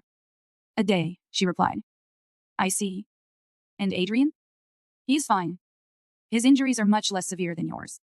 It would not have been fatal as long as we covered the wound. And with the healing paste, he should recover in a few days.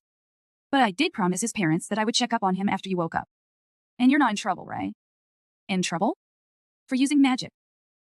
Arya slowly lowered herself to sit back down. No, I am not. I had attempted to tilt my head questioningly, though with how stiff and numb my entire body was, I was not sure if my message was even conveyed.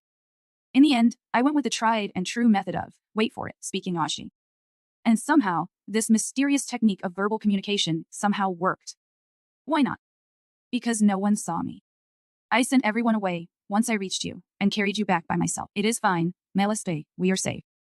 But what about, my mom must have guessed what I was going to ask as she quickly interrupted me. We can wait a few days, dear. You are in no condition to be traveling, and I have something I need to discuss with you. Something to discuss with me? Is it that important?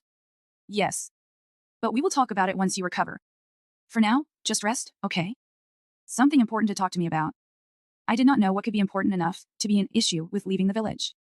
But my mom must have been tired from worrying about me since yesterday, so I chose not to pursue the matter. Okay, I said, acquiescing. Thank you, said my mom. She seemed pleased to hear me relent. She quickly looked over her shoulder out the window before turning back to me. She hesitated for a second before opening her mouth to speak.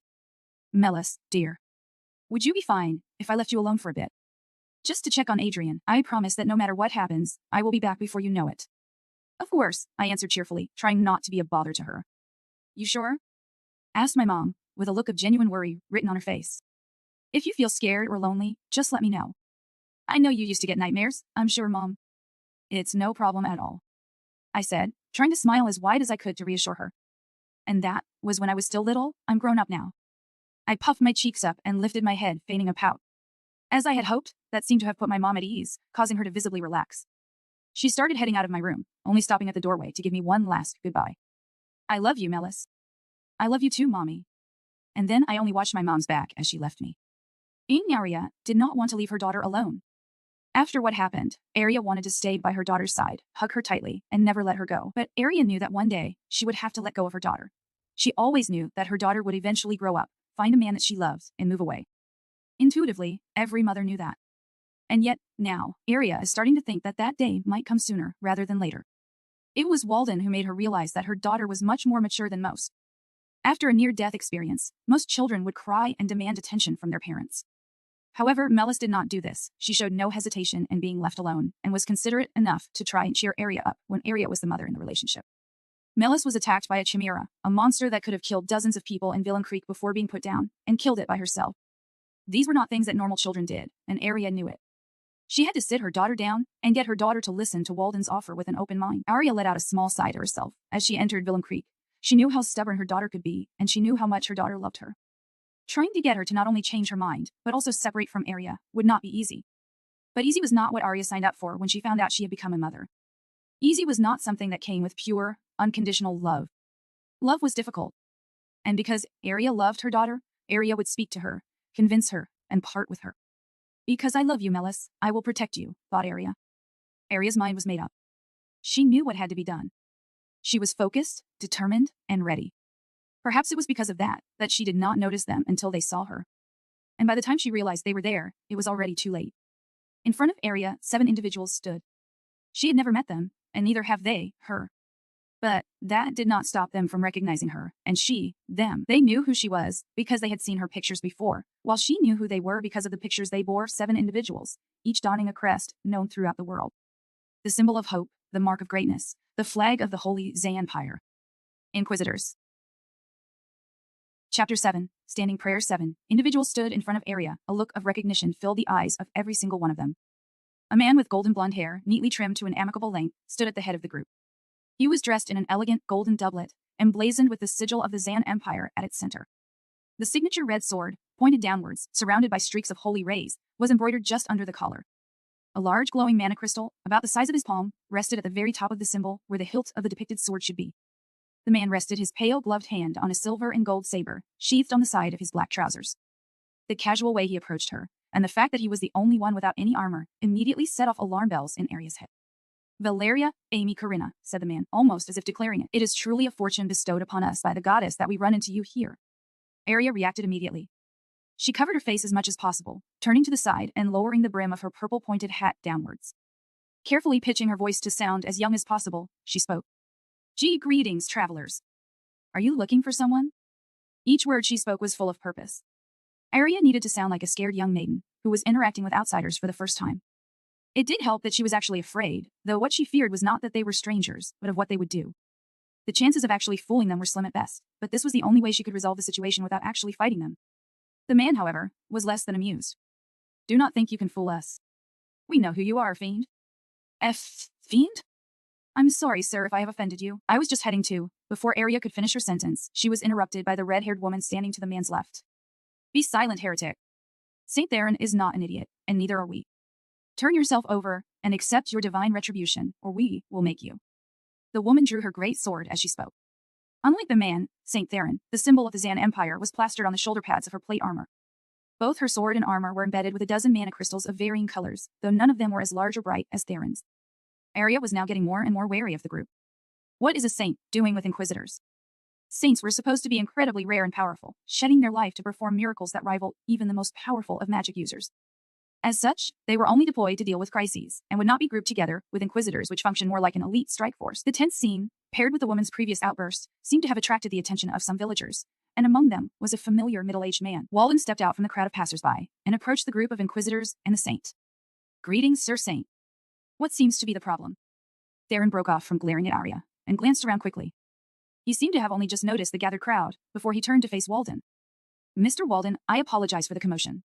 We were just apprehending a known heretic, so if you may please assist us in dispersing the crowd, we would be very grateful. Murmurs immediately spread throughout the crowd upon the mention of a heretic, and Arya tensed up. She was expecting Walden to turn to her and suddenly connect the dots, but he continued speaking with the group. A known heretic? I'm sorry, Sir Saint, but I do not believe that any of our villagers have committed such heinous acts, especially not Ms. Arya here. She is an upstanding member of our community, a fair young lady who has made immense contributions to the village despite her age. If I knew that you would have made such false accusations against one of our own, I am sure none of us here would have agreed to accommodate your group on your mission. Several of the villagers seemed to agree with Walden's statement, nodding along to what he said. The inquisitors, particularly the red-haired woman, seemed taken aback at that, and their hostility slowly shifted to uncertainty. He knew. Arya finally broke out of her momentary stupor, realizing that Walden was trying to help her talk her way out of this. He knew all along, and now he's helping me. Arya was both confused and ashamed. She was confused as to why Walden would help her if he knew, and ashamed for being suspicious of him just the day before. But Arya knew that she had to take this opportunity, and slowly she took a step back towards the group of passersby. Unlike the inquisitors, however, Theron was unaffected by Walden's small speech. He took a step forward when Arya stepped back, and as if his words were justice itself, spoke into the crowd. Mr. Walden, we are grateful that you have provided us lodging to aid us in tracking down a group of evildoers, said the saint, nodding. However, the lady you are defending matches the description of an even more dangerous person, wanted all across both continents, known as the Fiend. She is a known practitioner of black magic, fornicates with demons, and was part of a conspiracy to assassinate Emperor Xavier. Her name was Valeria Amy Corinna, formerly of House Corinna, and was one of the leaders of the Shadows Evangelium before the organization's destruction. I request that you please hand her over to us. There were guests all around, people who Arya worked with for years, and people who she barely even knew eyed her with suspicion. She knew that if she said anything, it would just antagonize the man more, so she placed all her hopes on Walden, while slowly edging further away from the saint. If she is who you say she is, I believe it is only right that you provide some proof of your claims, don't you agree? Theron's not lying. The red-haired inquisitor growled. Suddenly embarrassed, she quickly followed up in a more subdued, but still aggressive, tone. He's a saint. He literally can't lie. Both Theron and Walden seemed to raise an eye at her shift in tone, but neither commented on it. Walden instead elected to respond to her statement.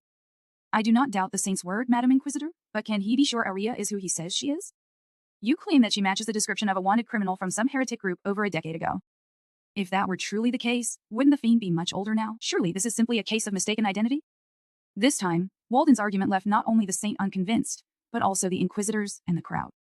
Magic could very easily solve the problem posed by Walden, and a man Arya recognized as Adrian's father seemed to realize that. All heads turned to him as he spoke. Walden, I get what you're saying, I really do. But me and the missus have talked about it before, and we are not the only ones who have been creeped by Arya's youth. Arya did not let the man finish. She would have been upset by the fact that he was so ready to betray her despite their children's friendship, but she was grateful to him at the moment. For the moment. Everyone, including the saint and the inquisitors, were distracted by the man's little speech, giving the young woman the distraction she needed to run. She spun on her heels and immediately took off, sprinting away from the crowd. She could not risk getting stopped by someone who decided to help the inquisitors, like Adrian's father did. This situation would never favor her, thus she needed to get out of there. An inquisitor was the first one to notice. Just like the rest of them, he was covered from head to toe in armor, adorned with mana crystals, though he seemed to be more lightly dressed than the rest. He drew 2 daggers, one obsidian black and the other jade green, as he gave chase. The moment he did, the mana crystals on his legs glowed, and he was off sprinting faster than humanly possible after Arya. The rest of them were right behind him, with the unarmored saint in second place. Surprisingly enough, the red-haired woman was not taking up the rear, but was slightly faster than a blonde woman. The blonde woman ran, as she slowly withdrew her bow and arrows, aiming right at Arya. At the same time, the rogue started to close in on Arya, throwing a dagger at her. She leaned out of the way of the first one, and as the rogue threw the second, the archer loosed multiple consecutive arrows as well. Arya stopped, grabbing the green dagger out of the air, and using it, she deftly deflected all the enchanted arrows coming at her. The rogue rushed up at her, black dagger flickering into existence back in his hand, and slashed for her throat. She easily parried the swing, countering with sweep to his legs. The rogue barely jumped over it, but was still midair when a follow-up kick struck him right in his chest, sending him flying back towards the saint. Dodging another arrow, Arya threw the green dagger towards the archer, garnering a momentary reprieve. She turned away from the oncoming inquisitors and took a step forward before the ground beneath her feet started to glow. A deep violet circle shone at her feet, its diameter wide enough for her to spread her arms and still have space to move around in it. Intricate lines and symbols were magically drawn on the insides of the circle as the intensity of its light increased. Finally, the magic circle was completed as the shining reached its peak before it flashed. Arya felt the world around her move. She did not move her legs, nor did she propel her body forward. Everything simply shifted while she stayed in the same spot. In less than a second, Arya found herself hundreds of feet ahead from where she once was. As if it were a signal to take off running, the dagger Arya threw landed at the feet of the archer, as the young woman resumed her sprint. Arya saw the weapon reappear on the rogue's hand while the saint helped him steady himself after being kicked. It seemed like the rogue was about to give chase, but a quick command from the saint stopped him. Arya did not see this, but she could tell they were setting things into motion. The saint drew his saber, raising it high towards her. Glowing yellow lines started to spread across his arms, forming a pattern throughout his body. The light attracted Arya's attention, and she knew what was about to happen. She readied another spell, about to teleport hundreds of feet, and an arrow came crashing down at her. It exploded where Arya once stood. She sidestepped more arrows as the archer rained it down at her. She tried to teleport away, but she could not find the reprieve needed to complete the spell circle. The blast from the enchanted arrows, tinkered with powerful mana crystals, shook all of Villancrete. Arya stared in shock as she watched an entire section of the village get torn apart. This level of destruction? Did the Inquisitors not consider the livelihoods of the villagers? Do they not care? And yet, a few small explosions should have been the least of her worries. Arya saw a flash. She turned around and saw a yellow aura emanating around the saint. Without even thinking, Arya felt herself pulling the mana in the air into a spell. It was instinct that saved her. Her natural reaction to danger which she developed from years of being hunted down, that made her cast the barrier. A magic circle that took the shape of a half-sphere surrounded Arya in an instant. It glowed an incandescent white, with lines weaving in and out of it, being replaced by a never-ending pattern of space where the designs were complete. Transparent panes of what appeared to be glass slowly covered the barrier, replacing the magic circle, as a golden serpent emerged from the saint's saber. The serpent, made of pure golden energy, flew straight up, its tail end never leaving the saint's weapon. It quickly grew a pair of wings, 20 feet wide, with a body 15 feet long. Saint Theron brought his blade down, and the serpent moved. It flew straight at her, bringing utter destruction in its wake. But the fractal barrier was complete, so as the golden serpent enveloped the place where Arya stood, she remained unharmed. And yet, everything it touched, everything the serpent came into contact with, instantly vanished. Vaporized into thin air. It was contained destruction. Saint Theron, unlike his fellow Inquisitors, had the tact to go out of his way to keep his attacks limited to those that would not level all of Villancrete. And yet, everything in a 20-foot radius around Arya was still gone. The ground was eaten up, as if it was ground zero of a massive explosion. After a moment, the light faded. The saint's miracle ended, and Arya stood at the center of it all. The ground at her feet remained untouched, and the young woman herself came out unscathed.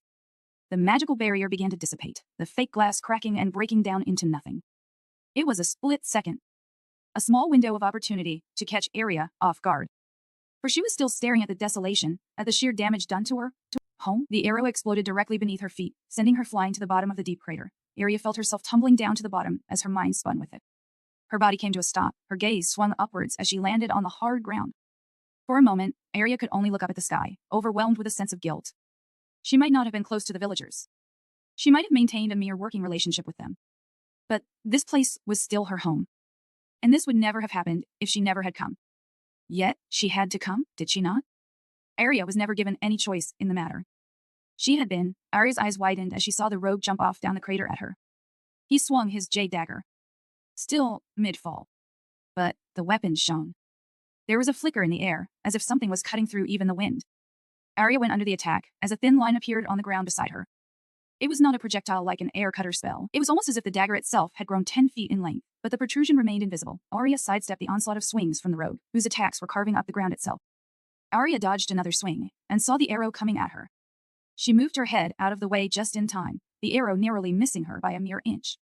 It continued past her head, sending her hair into a mess with its speed, and plunged deep into the ground. The entire arrow sunk into the dirt as if it were like butter. as if there was nothing there. The young woman continued backing up from the attacks from both the rogue and the archer. She found herself cresting up the crater. Found herself backed up to the wall of a plain wooden house in the village. The rogue swung at her horizontally, cutting the wall in half and forcing her to duck, before closing the distance and thrusting his obsidian dagger, tip glowing red at her. She took a big step to the right, causing the rogue to stab the wall instead. The wooden wall immediately started rotting away, starting from the point of contact before spreading out.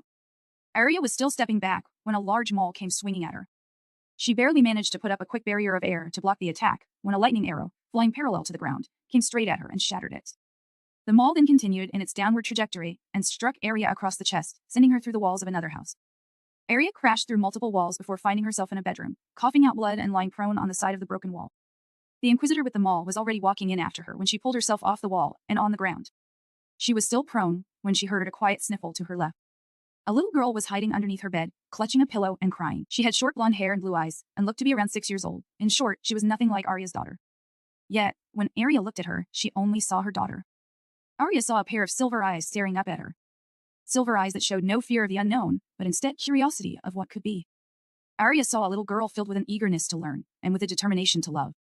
But when Arya looked at the ground and saw the blood on the floor, she imagined her daughter, terrified like the little girl hiding underneath her bed. She saw her daughter, crying over her dead body. And when Arya saw that, she remembered why she came here. So Arya stood. She had no choice. It was a mother's love that made her go into hiding. It was a mother's love that made her keep the truth from her daughter. And it was a mother's love that made her stand. No matter what happened, even if this were her home, she would fight. She could not run. She tried to run, but it was never an option. She had to fight. So Arya stood, dodging the maul coming at her. She stepped into the Inquisitor's guard, facing his challenge.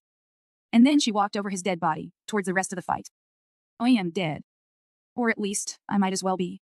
I had died before, but I honestly didn't remember much about it. I did remember what it was like to get hit by a 25,000-pound truck, traveling at over 60 miles per hour, but not the act of being dead itself. That was the only thing I could not remember. Everything else, I could never forget. But if I was pretty sure this was what being dead felt like. I could not move, I could not speak, and I could not sleep. Well, I actually could do all of those, but moving hurts, I had nobody to speak to, and I was not sleepy. I was so bored, and it had not even been half an hour. I knew I sounded like a kid right now, but that's because I was a kid. I could be fussy, grumpy, and jumpy, and I could just blame it on me being a literal 10-year-old, but I did not do that. I let my mom go do her job, even though I really wanted her to stay by my side because I was such a good kid. But being a good kid didn't mean that I did not feel a little bit lonely being by myself, especially after I almost died. Slowly, I sighed. I really almost died, didn't I? I carefully sit myself up on my bed and look down. The pain is much more bearable now that I spent some time awake getting used to it. Gazing at my half-naked body, I assessed the extent of my remaining injuries. My ribs were still bruised and purple, my legs were still wrapped in bandages, and my ruined clothes were still ruined. Healing paste had to be applied every 6 hours to these injuries, though by the looks of it, I'm sure it was applied quite recently. At least I'm still alive. I smiled to myself.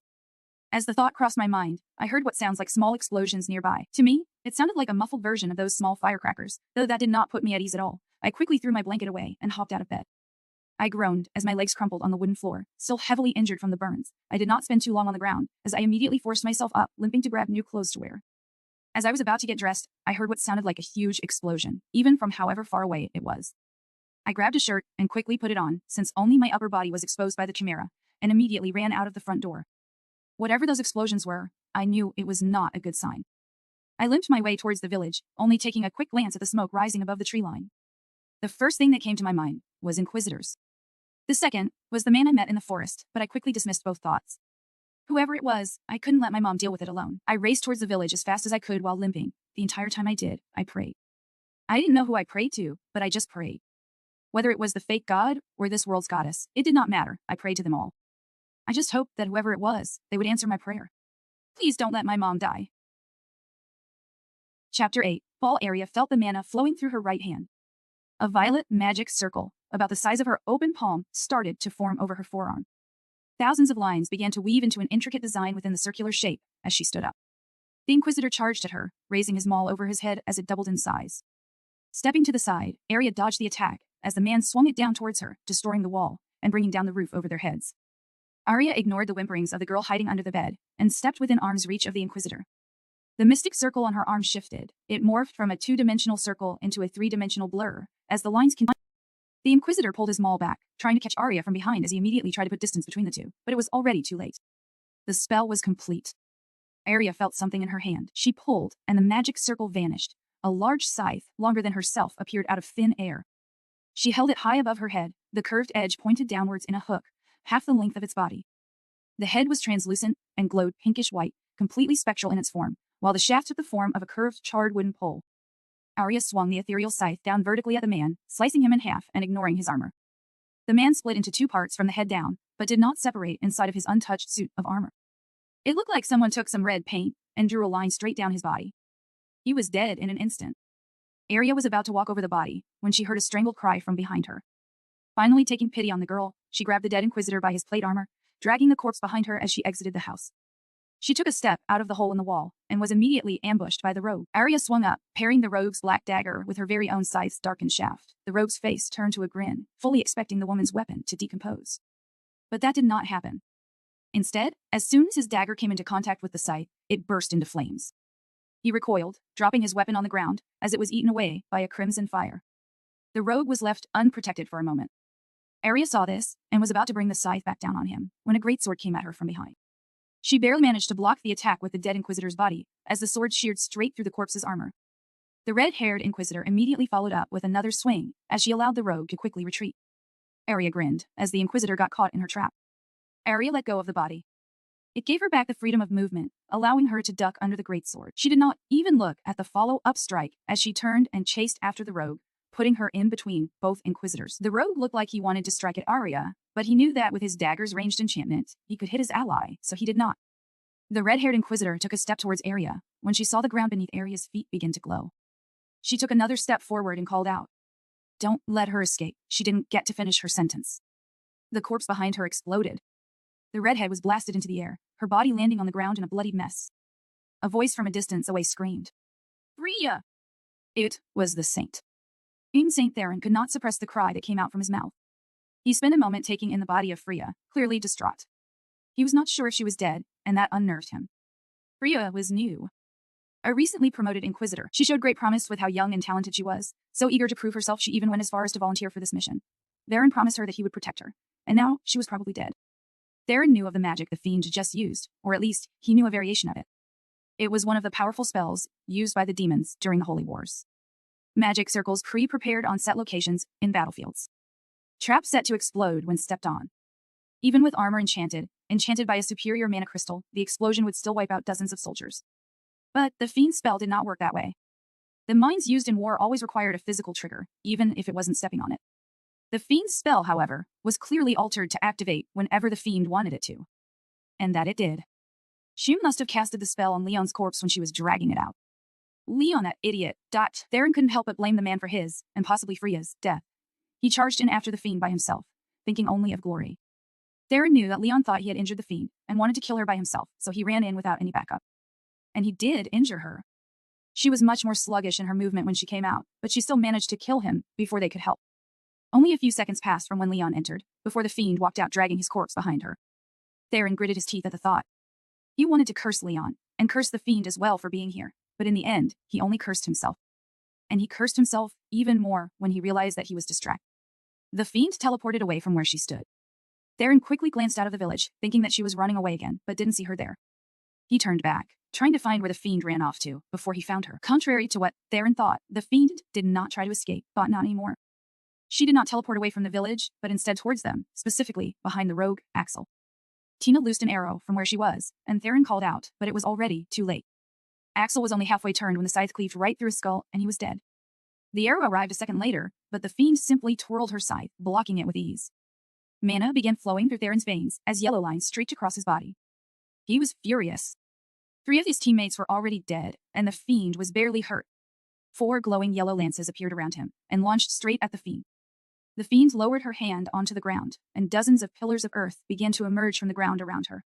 The pillars varied in shapes and sizes, with the largest towering over the houses around them, and the smallest barely the height of an average person. The lances were intercepted by the pillars, and exploded on impact with each one, toppling several of the pillars at once, but there were still many left standing. Arrows loosed into the jungle of earthen pillars, some exploding, some piercing, and some were just regular arrows. Despite her lowered mobility from being injured, the fiend managed to avoid them all by dodging and weaving through her artificial stone forest. Theron opened the palm of his hand to the sky and felt the heat build up. The glowing yellow lines on his body from his previous miracle were still there. The heat eventually transformed into a ball of golden flames, to which he pointed at the fiend. The fiend kept moving, anticipating a ball of flames, but it never came. A concentrated golden stream of fire flew from the saint towards the fiend, incinerating all the earth that stood between the two. The fiend kept moving away from the laser beam as it swept across the pillars, while carefully staying out of the line of sight of the archer. The fiend ran up to a pillar that was only slightly taller than her, and easily hopped on top of it. Theron followed after her, his beam of light never once letting up. The fiend continued moving from pillar to pillar, until she eventually reached the highest point, and had a view of the entire battlefield. As soon as her feet touched the ground, she used one hand to throw her scythe towards the saint, and the other to launch a grand fireball at the archer. The miniature sun exploded first, being shot out of the air by Tina, while Theron had to halt his miracles to dodge the ethereal scythe.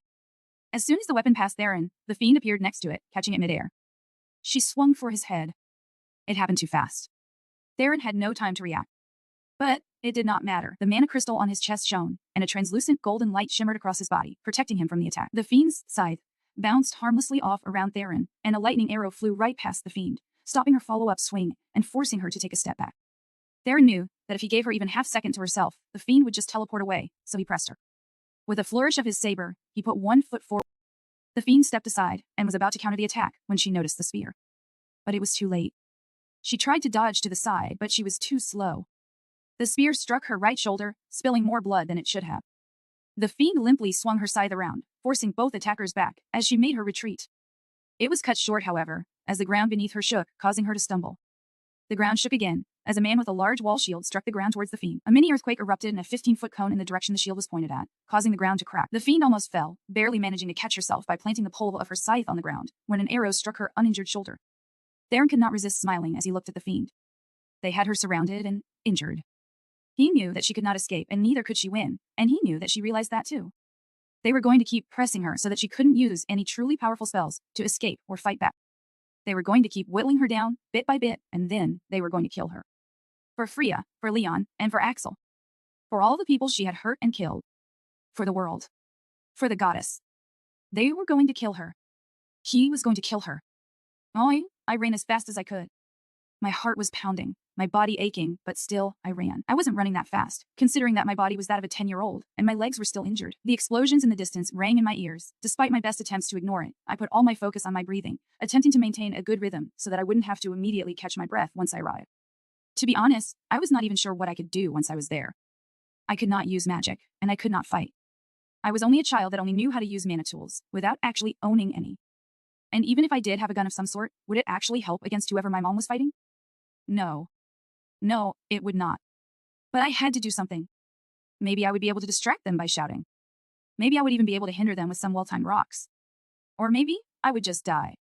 Whatever it was I could do, I wouldn't be able to do it if I was not there. So, I ran. I kept on running as fast as I could. I ignored the pain, ignored the fatigue, and ignored the fact that I could be running to my death. So what if I die? I've already died once. I knew that I was probably being fatalistic. I knew that, but I didn't care. Even if I could lie to myself and hope for the best, I still had to prepare myself for the worst. I slowly began to deviate away from the dirt path that led from my house to Villain Creek, cutting through the forest to save time. The lumbering trees blocked most of my vision, but I knew that I had finally arrived. I pushed myself through the branches, exiting the thicket, and then I saw it. My mom was surrounded by 3 armed men just outside of Villain Creek. She was injured, a couple arrows sticking out of her sides and back, and with gashes on her arms and shoulders. Despite that, she was fighting back. 2 of the Inquisitors looked injured as well, though not as badly as my mom was, while the one with the saber only looked tired. The fighting looked like it began inside the village, but was slowly brought out. She moved graciously. Almost as if she had practiced these moves all her life. Decades of experience separated her from her dance partners, and it showed as she kept them always one step behind her. And yet, they outnumbered her. My mom twirled, spinning her scythe in a huge arc around her. The Inquisitors kept their distance, pushed back by the attack. She pointed a finger at the Inquisitor with a shield, firing a purple beam of light at him. As the Inquisitor raised his wall shield to block it, my mom dashed forward at the other Inquisitor with the spear. She raised her scythe to strike the spear Inquisitor, when glowing arrows landed on the ground between them and exploded. The impact from the explosion made my mom stagger backwards, giving the man with the saber an opportunity to take a swing. His attack grazed my mom's arm, drawing some blood, but ultimately doing negligible damage, at least by itself. When the man backed up and the fighting continued, I quickly understood what they were doing. They were trying to slowly wear down my mom, getting in whatever hits they could, all the while preventing her from running. It was a war of attrition, and they were winning. My mom clearly knew this. She knew she would lose this fight if this continued, so she had to break the encirclement. She had to single them out, break them apart from each other. But as long as the archer was there, that would be impossible. So I quickly scanned the direction the arrows came from, searching for the archer. There, Salem. I found her standing just over 100 feet away from the fighting, inside of Willem Creek. She had arrows nocked and ready to fire, just waiting for the right moment to shoot. I started heading in her direction, keeping out of her sight as I did. I doubted she would have noticed me even if I did not sneak up on her since she was distracted. But I had to be cautious. The fighting continued behind me, with the occasional spells being loosed by my mom, as I made my way towards the archer. As I walked, I searched for anything that could help me distract the archer. Just like how the archer only needed to act when the time was right, I did too. If I stopped her from firing an arrow just once at the right moment, I know that my mom would escape her predicament. My adrenaline slowly died down as I got closer to the woman, and the pain in my body returned in full force. It was only tolerable previously, but now I let out a soft grunt with every step that I took. Thankfully, the noise was masked by the clash of metal in the background, so the archer never turned to face me once. I brought my focus away from the pain, focusing on finding something I could use to distract the archer. I suddenly felt something brush against my sides. It wasn't something that I could see, neither was it something that was moving. It was something inside my clothes, in my pockets. I reached in and felt something cool and hard. I pulled my hand back out and looked at the prism-like object resting on my palm. It was the lighter. I knew it was dangerous. I knew that the last time I did it, I almost died. But there was nothing else I could do. There was nothing else I could use. So I had to do it. I edged closer towards the archer, crouching a couple feet behind her, and felt myself poking at the lighter's crystal. Nothing happened just yet. I was only feeling the mana, preparing it for when it was needed. I looked at the fighting and focused entirely on my mom. Even while injured, she was fast. I could barely keep up. It was almost completely a blur. My mom could swing her scythe and cast her spells in the same motion, but she was still in trouble. Still injured. And I wanted to help her. But I could not just yet. So, I waited. I saw my mom spin, the scythe shaft on her lower back, as she completed a turn. I saw my mom strike the man who shone at the impact, stumbling back uninjured but exhausted. I saw my mom stab at the man with the spear, who stepped back to dodge it. Then I saw my mom raise her weapon. Now. I threw the lighter as hard as I could. I pushed the mana in the crystal to explode as gently as I could. I hoped that maybe that would delay the explosion by a second, and it would not just blow up on me. And somehow, it worked. The lighter left my hand as my mom threw a spell at the spearman and charged the shield. The archer was prepared for it. She simply adjusted her aim slightly to intercept my mom and was about to loose an arrow when the lighter exploded right behind her head. The explosion was not big. It did not carry as much force or power as the one that killed the chimera, but it was enough to knock me to the ground a couple feet back. It was nowhere near as effective against the archer, but it served its purpose. The archer stumbled forward, accidentally fired her arrow, causing her to miss her target. It bought only a momentary reprieve for my mom, but it was enough. My mom rushed the shielder unhindered and swung at him. His shield glowed blue as the purple edge of the scythe came into contact with it, forcing him a step back. Using the scythe's center as a fulcrum, my mom brought her entire body with it, going straight for his shield. The pole of the scythe struck the side of it, creating magical flames at the impact. The magic of the flames and the magic of the shield repelled each other, causing both the flames and the blue light to dissipate. The barrier would have returned a moment later, but it was too late. I watched as my mom's scythe sliced through the shielder's neck, killing him instantly. It only took a second. After the first hit, it only took a single spin from my mom to both disable his defenses and end his life. I could not help but gawk at how amazing my mom was, which was probably why I didn't notice the archer turning to face me. If I was paying attention, I would have seen her turn to me in anger. If I was paying attention, I would have seen her anger contort into terror. I only noticed her when she gasped. "You? The fiend?" I looked up and saw her drawing her bow at me. I immediately tensed. This is where I die, I thought. The archer already had an arrow on her bow and was about to pull it back when her head flew off her body. I blinked as the body crumpled to the ground. Blood splattered on me, but I did not pay attention to it, because I saw my mom standing there. Over where the archer once was, my mother locked eyes with me and smiled. "Melas," spoke my mom, voice gentle and full of love. My lips slowly curled to a smile, and I opened my mouth to speak. But all that came out was a shout. A shout of pure agony. Pain filled my entire being, one unlike anything I had felt before. I screamed and felt it in my heart, in my bones, and in my soul. I screamed, but it was not a physical pain. It was an emotional one. A golden beam of light blasted straight through my mom's chest. The beam lasted mere seconds, but it left behind nothing. Nothing but a gaping hole where my mom's chest once was. And then she fell. My mother fell. I screamed. Chapter 9, Destiny's Child, I Scream. My voice came out reactively. It held not words with any meaning, yet it conveyed more than words ever could. It was a scream of pure and simple agony. My mother lay on the ground, unmoving. Dead. So I screamed as loud as I could, but I didn't hear it. I couldn't hear it. The world went quiet all around me as I screamed. My body went numb, and my legs gave out. I crumpled to the floor where I stood, my voice slowly giving out. Tears streamed down from my face, and my mouth hung open in a silent shout. I never even realized that I lost my voice. I stared at the blurry picture of my mom's body, and felt my head spin as I tried to process what had happened. Was this real? Was this actually happening? I did not know. No. I knew what was happening. I understood clearly what had happened. Even though my vision was muddled and my hearing was gone, I knew that my mother was dead. My mom, the only reason I had to live in this world, the only person I truly love in this world, was dead. More tears began to fall, and I could no longer see. Everything was dark. The world around me lost its light as water blocked my vision. With no sound and no sight, the world was empty. At some point, my head must have fallen to the ground. I did not know if I brought it down myself or if my body moved by itself. But it was a good thing. I could not see the vague outline of my mom's body anymore, so I could just pretend that she was alive. That none of this happened, and it was just a nightmare. I choked up at that thought. I couldn't deny it. There was nothing I could do about it. The very thing I had been trying to prevent, my worst nightmare that I could never dream of, has happened. My mom is dead. She was dead. And it was all because of me? Was it because I wasn't good enough? Was I the reason? What? Her? Kill, leave. Daughter, Phi. My thoughts were interrupted by vague sounds. At first I tried to ignore it, but slowly I realized. It was them. Yes, it was because of them, because of the Inquisitors, that my mom died.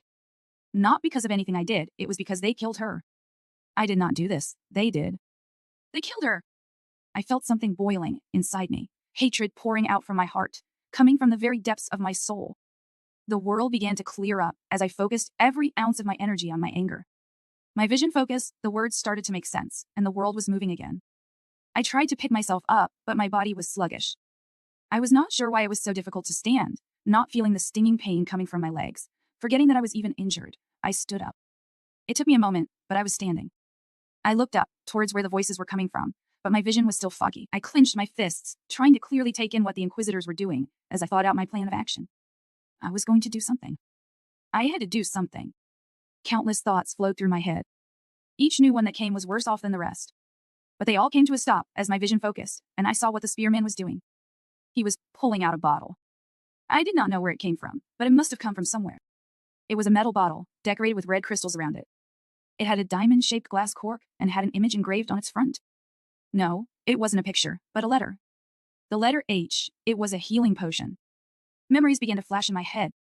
All the times my mom told me about how powerful healing potions could be. How regular healing potions could heal near-fatal injuries, and how high-quality ones could even regrow lost limbs. I also remembered blacking out. I remembered how my chest was cleaved through, and how my arm was blown off. It felt like so long ago, but I knew that it just happened. I almost died, and a healing potion fixed me. It brought me back from the brink of death. I looked at the potion the spearman held, and then there was hope. If a healing potion could save me, it could save my mom. I can save my mom. I just had to get it from him. With determination, I took a step forward. As I did so, the spearman raised one hand, and I froze.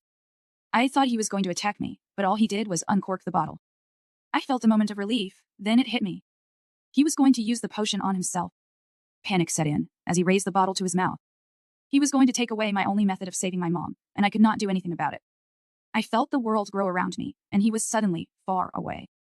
The distance between us did not change, but it felt like he was so far away, and I was so small. I wanted to do something, but it felt like there was something between us. Something was between me and my goal, but I had to get it. I needed to get the potion, but I could do nothing but reach out. I raised one hand towards the spearman, and then the obstacle was gone. No, it wasn't gone. It became something else.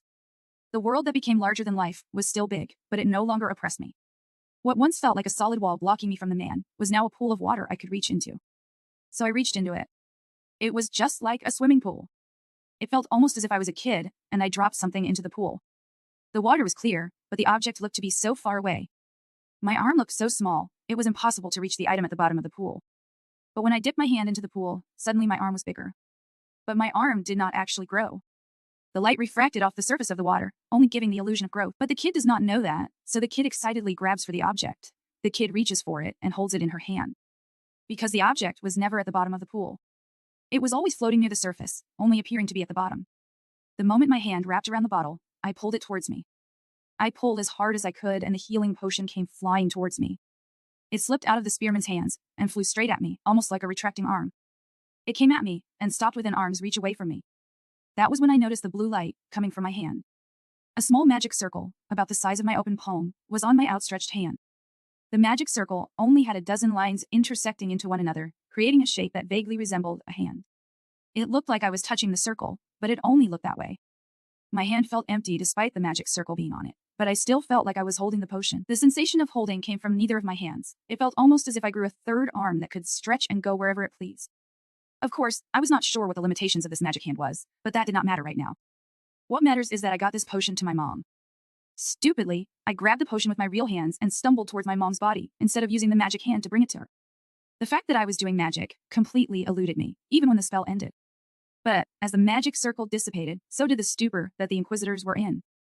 Apparently, the Inquisitors did not think that I could do magic, and were momentarily stunned when I did. But that effect ended, and one of them, the spearman, shouted out, "Give that back. I'll kill you, you heretic." He picked up his spear and lifted it over his head like a javelin, but was stopped by his companion. He did not seem enthused by the spearman's actions. "What are you doing?" "She's a child. She's a child of the fiend and a heretic herself. Did you not see what she did?" But the fancily dressed man hesitated, but the spearman continued. "Worry not, Saint. I know you have your virtues to uphold. But she is a heretic, and it is my duty to kill her. Even if she's a little girl, she could become a threat to the church like her mother once was." This time, the saint didn't speak. He still looked uneasy about the idea of killing a kid, but the spearman had convinced him enough not to act. The spearman raised his weapon, and the saint simply looked away. See no evil? What a coward! He would not even dare watch as his companion struck me down, yet he was supposed to be a saint. It was ridiculous. But at least he managed to buy me enough time. I was already kneeling by my mom's body when their conversation ended. I would save my mom even if the spearman skewered me. I would have been fine with that, as long as my mom lived. Raising the potion over the wound, I tipped it over. The spearman threw his spear. It turned, and a glowing red lance arced towards me, leaving behind a trail of red light. It moved fast. Faster than I could even turn over the potion. By the time a drop of healing potion exited the bottle, the spear shattered the bottle and went straight for my face. I was going to die before I could get more than a drop in. I failed. Time froze to a stop as despair settled into my very being. I was going to die, and I couldn't even save my mom. Everything I did was pointless. Every attempt I made to protect my mom, every attempt I made to save her, all of it was pointless. As the spear came at me, I tried to blink. I knew I would die before I could even close my eyes, but I tried to do it anyways. It was not a conscious decision, it was something out of instinct. So I blinked. Darkness filled my vision for a moment, and when I opened my eyes, everything was dark. At first, I thought I had died, that the spear killed me so quick I never even felt it. But when my eyes adjusted to the lack of light, I saw flames. Fire, pure black flames swirled all around me. It absorbed the light from its surroundings and disintegrated everything it touched. When it came into contact with the ground, it did not burn it. The ground was simply just gone. The fire consumed everything, and I heard what sounded like a scream for a brief moment as the fire engulfed the spearman. In an instant, he was dead. The saint did not instantly die like his companion did. Instead, a golden aura protected him as the flames came into contact with him. The light shimmered, and cracks immediately formed all around the mana crystal on his chest.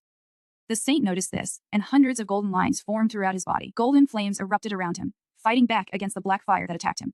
The golden flames barely put up a fight, being destroyed the moment they appeared.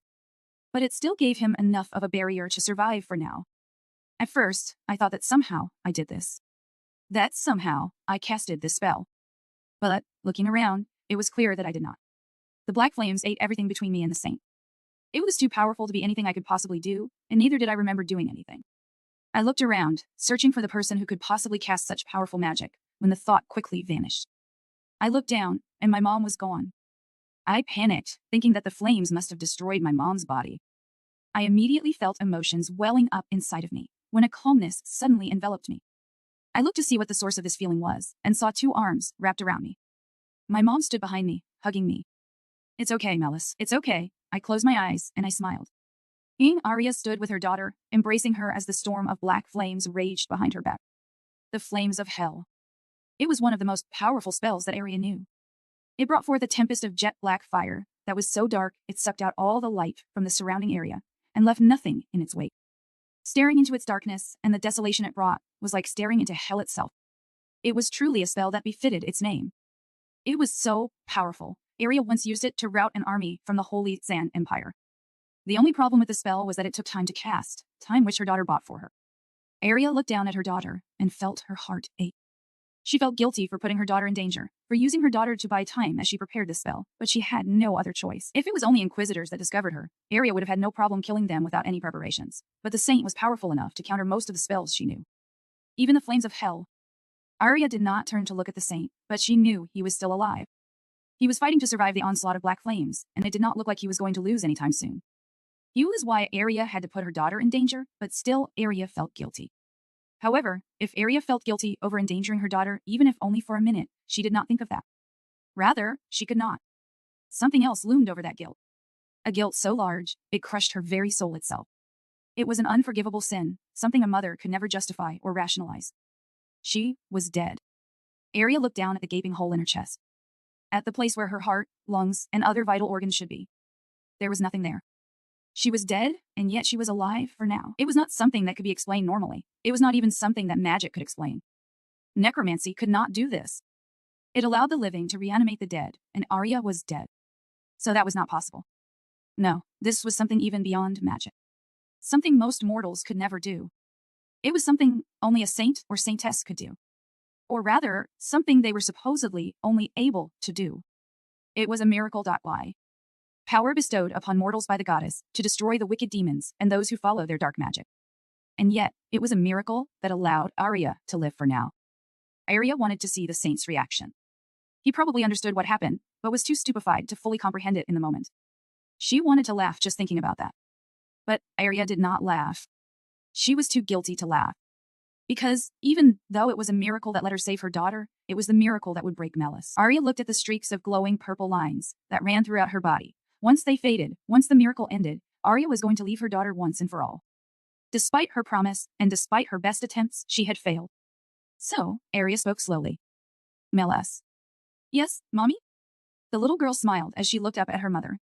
Her gaze passed over the hole in Arya's chest as if it was not there, and she locked eyes with her mom. You're alive. I'm so glad. Perhaps somewhere deep inside of Melas, she knew Arya was dead. That whatever this was, it was temporary. But the little girl ignored that feeling, choosing to believe that her mother was fine.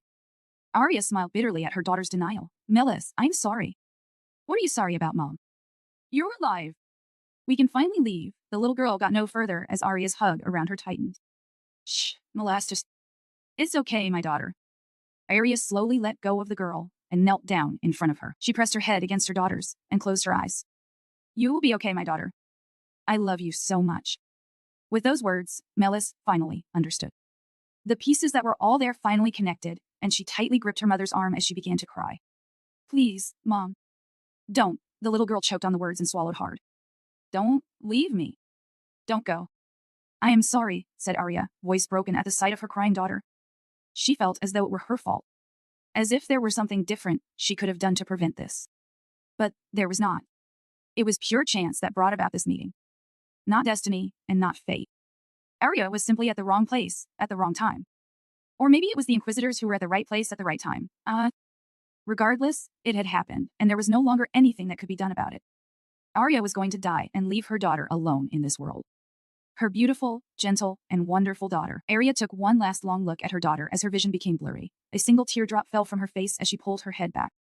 Arya tried to hold herself together. She could not cry, not in front of her daughter. She had to be strong in the final moments. But Melas did not. So she cried and wept and bawled her eyes out. A gentle hand reached out and wiped the tears from the little girl's eyes. Arya tenderly held onto her daughter until her crying subsided. Until Melas finally looked her mother in the eyes. Only then did Arya speak. You are so amazing and wonderful, Melas. From the moment you were born, you were the light of my life and my only purpose of living. You are a gift sent down from the goddess, an angel that came down to me to soothe my wicked soul. Arya smiled down at her daughter, and Melas knew it was a true smile. You were the first miracle that ever happened to me, and I never could imagine a world without you, my daughter. I thought I could always protect you, but I never could. Melas tried to protest, but Arya did not let her. She hushed her daughter, bringing a single finger over her mouth, gently pressing it against her lips. You gave me the strength to live and gave me a reason to continue even when I had lost everything. You are everything to me, Melas, but now it is time for you to go. Arya leaned forward and gently kissed her daughter. Thank you, Melas. I will always love you, spoke the mother softly, as she slowly got back up. And then she turned and faced her fate. She heard a whimper and more crying from her daughter, but no words. There was nothing else to be said. Melas cried, and then ran. She cried as she ran into hell. As she ran past the violent storm of fire and fury. As the darkness bore down on her. But she was never consumed by the darkness, nor did the flames ever touch her. It stayed away from her, as her mother protected her in her death. Melas ran, and ran, and ran.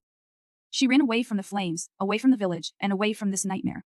And not once did Arya turn to face her daughter. Arya was crying, and she did not let her daughter see her cry.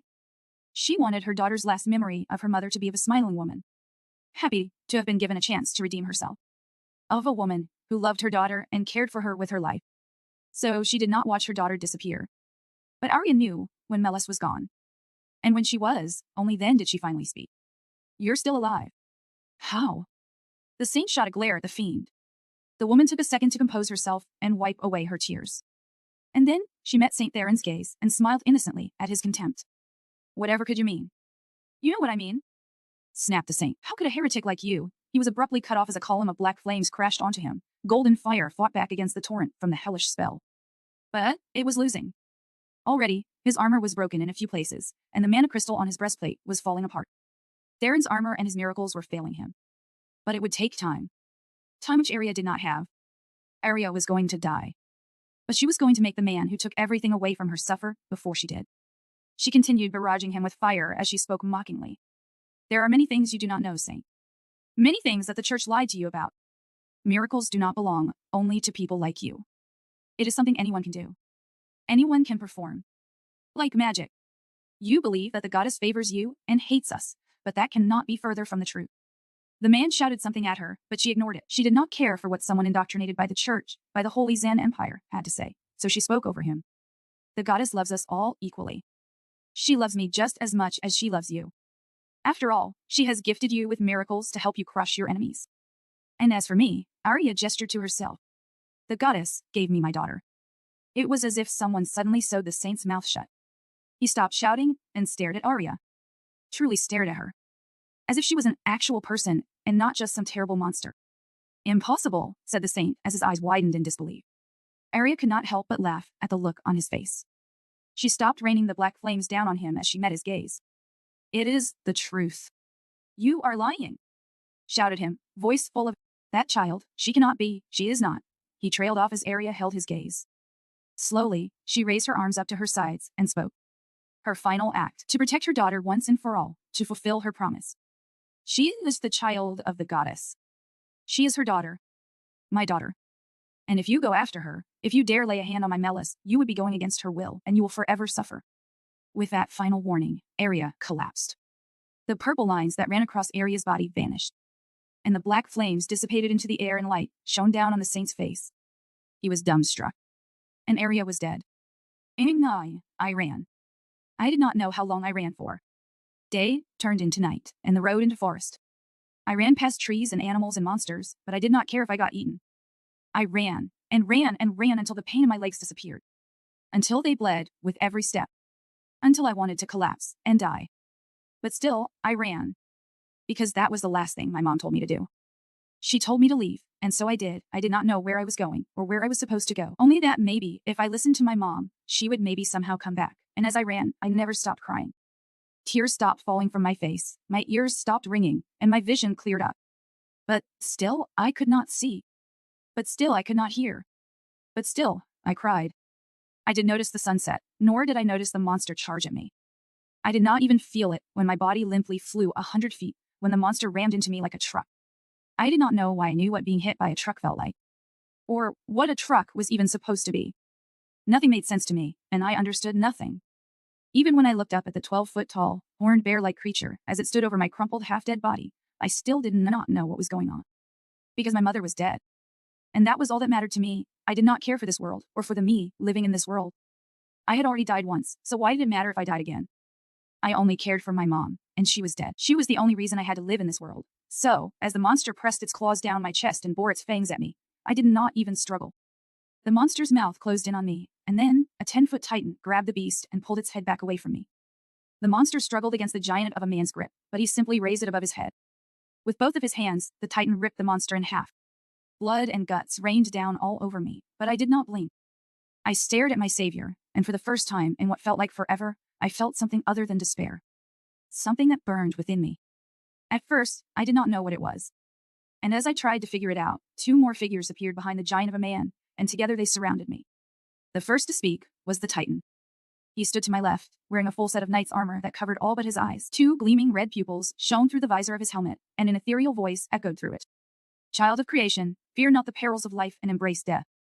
Thou art one destined to be his, and through him thou shalt attain salvation. The next to speak was the man to my right. He was dressed all in black, and had a pointed hat. I recognized him as the man I met in the forest a few days ago. He had brilliant blue eyes that reflected the moon's light, and his voice was just as rough yet proper as I remembered. Young one, he has granted your desires. He has given you all that you wished for, all that you have asked of him. And with him, you shall be supreme. And finally, the child standing in front of me spoke. He was a boy who looked a few years older than myself.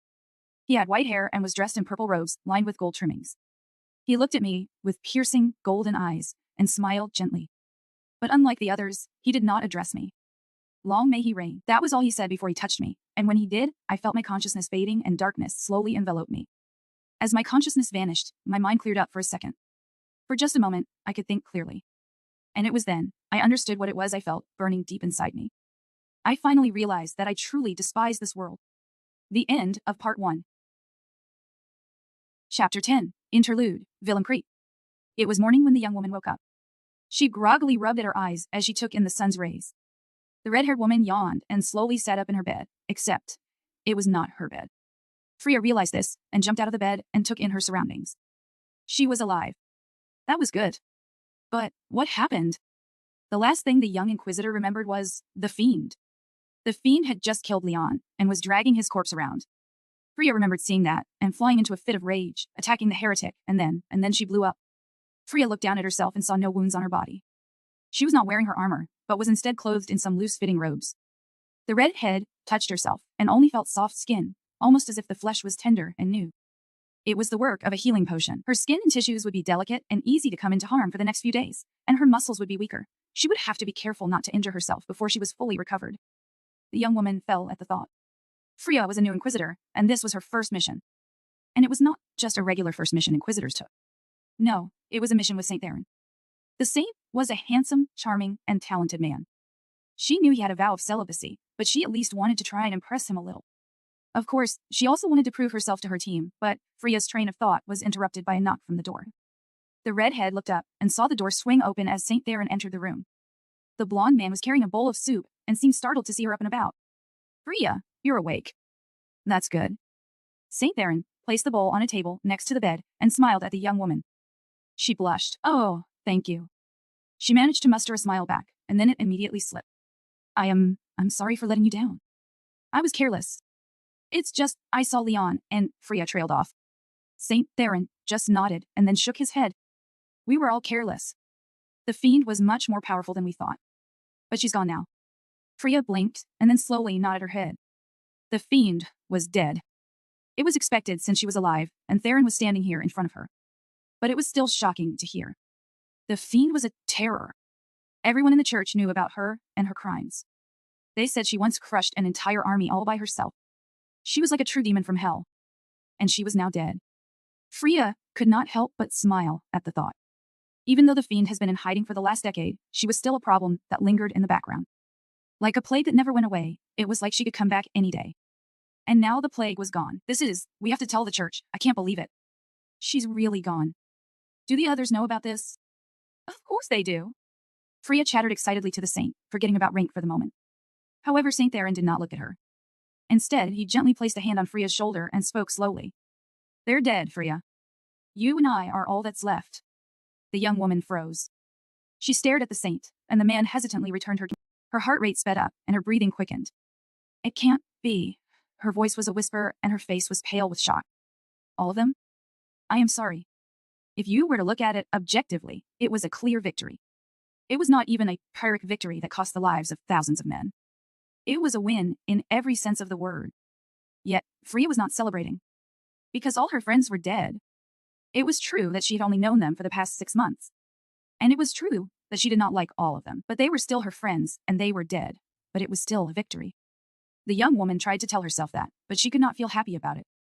The only thing she could think of right now was of her dead friends. She was standing behind St. Theron as he was speaking to the villagers. They had to compensate the village for damage caused from the battle, but Freya could not bring herself to focus on what they were saying. Regret, guilt, and grief all plagued her mind. What if I was stronger? Why was I so reckless? If only I did not, all these thoughts came and went. But it would not change a thing. Freya got herself incapacitated because she lost her temper. She was out for 3 days because of that. And because of that, she could not help her allies when they needed her the most. Freya wanted to cry, but she could not. Not in front of all these people. So instead, she looked down and grit her teeth. Freya looked up and noticed St. Theron standing in front of her. He was with a middle-aged man whom she recognized as the man who defended the fiend. She glared at him as the saint continued. I spoke with villagers and they agreed to accept 500 gold coins for the damages we caused. However, Mr. Walden here also had an additional request of us, which I feel we should accept. But I was hoping to hear your thoughts on the matter. Freya blinked and barely stopped herself from shouting at the man. Additional request? After you tried to protect the fiend? The red-haired woman did not even try to hide her animosity. But Walden ignored it. Thank you, Sir Saint. Mad Inquisitor, I have requested on behalf of the village for one of our children to be taken along with you on your return trip to Zandaria. He is a bright young boy. Return to Zandaria? Freya interrupted the man and looked at the saint. But we haven't completed our mission. St. Theron shook his head apologetically. I'm sorry, Freya. But I will not continue this mission alone. You have read the reports yourself. These devil worshippers we were investigating are as big of a threat as the Dark Crusaders and have the potential to be more dangerous than the Shadow Evangelium once was. Tracking them down with just the two of us is not an option. Freya just stared at the saint she so admired blankly. He ignored the look she gave him and gestured to Walden. Please, let us hear him out. Yes, sir, Freya said begrudgingly. With that, the saint nodded to Walden and he continued. Thank you, Madam Inquisitor. Our village is humble and small, but every decade or so we produce a child who is too big for this tiny place. When that happens, we usually pool in our resources and send the child to the capital of our nation, Reincarnated, to be educated. The Inquisitor nodded her head and then finished his thought for him. But now you've got the opportunity to send this kid to the capital of the Holy Zampire for free. Is that it? We are willing to pay for his education and the trip there, of course. The young woman folded her arms. If you can afford it, why have you never done it before? Why can't you just do it yourselves? Zandaria is far and foreign to us. If we send a child alone to some place so distant, who knows what could happen, and whether or not the child could even secure a better education. But, with your help, we believe these would not be a problem. And this child in particular is more talented than any, the middle-aged man gently coughed, than any other boy I have ever seen in my life. He's only 11 years old, and he already knows how to work basic mana tools. Freya had to raise her eyebrows at that. That was talented. Freya only learned how to use mana tools when she was 12, and she was considered a genius even at Xander's Academy. But this boy learned it a year before she did, without any formal training. She sighed. And you're okay with bringing this boy with us, St. Theron? I think it would help make amends. And it isn't good to waste young talent. Fine, I see her. If St. Theron approves of this, I have no other choice but to agree as well. Where is this boy? Freya looked at Walden expectantly. The man bowed his head. Our village will forever be in your debt. If you will follow me, I will lead you to the child's house. The two outsiders followed the villager to a house near the outskirts of Willem Creek. There, he knocked on the door and a brown-haired woman answered the door. Mr. Walden? And who are these people? Good afternoon, Mrs. Natalie Dite. This is St. Theron and the Inquisitor Freya. May we come in? The woman gasped and quickly bowed her head. Oh, of course. I'm sorry for my rudeness, Sir Saint, Madam Inquisitor. Please come in. St. Theron smiled charmingly at the woman. It is no problem at all. We weren't dressed in uniform, so it is not surprising for you not to recognize us. The woman blushed, and Freya caught herself from scowling. Natalie led the three visitors to a table and offered them some drinks. After serving them some drinks, the woman brought a gruff man over.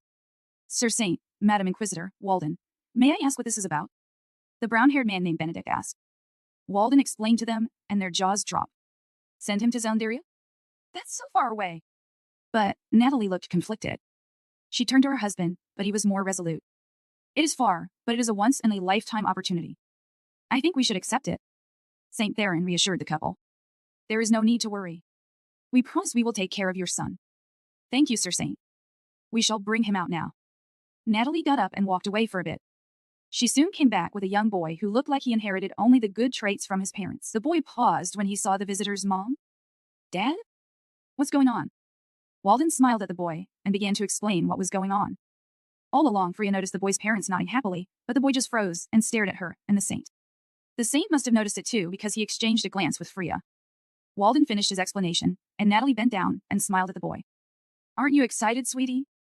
You'll get to study at Xandaria's renowned academy. Oh, you must be so. The woman got no further as the boy shouted. No. Everyone in the room froze. The boy's mother looked back at the saint and the inquisitor and spoke hurriedly. What's wrong, sweetie? I know it's sudden, but it's for the best. You're so gifted and amazing, and if you go with them, they'll be able to bring out the best in you. It's an opportunity not everyone gets. You understand that, right, honey? Natalie tried to coax her son, but the boy was shaking. He looked up at his mother and pointed at the Freya and the saint and shouted with fury. No! They murdered Miss Arya. Melas's mom. And now, she's missing now too. What if she's dead? Adrian glared at Freya and Theron. Tears were streaming out of his face, and his entire body was trembling. You're evil. I will not go with you. Benedict stood up and looked as if he was about to yell at his son, but before anyone could say anything, the boy turned and ran out of the house.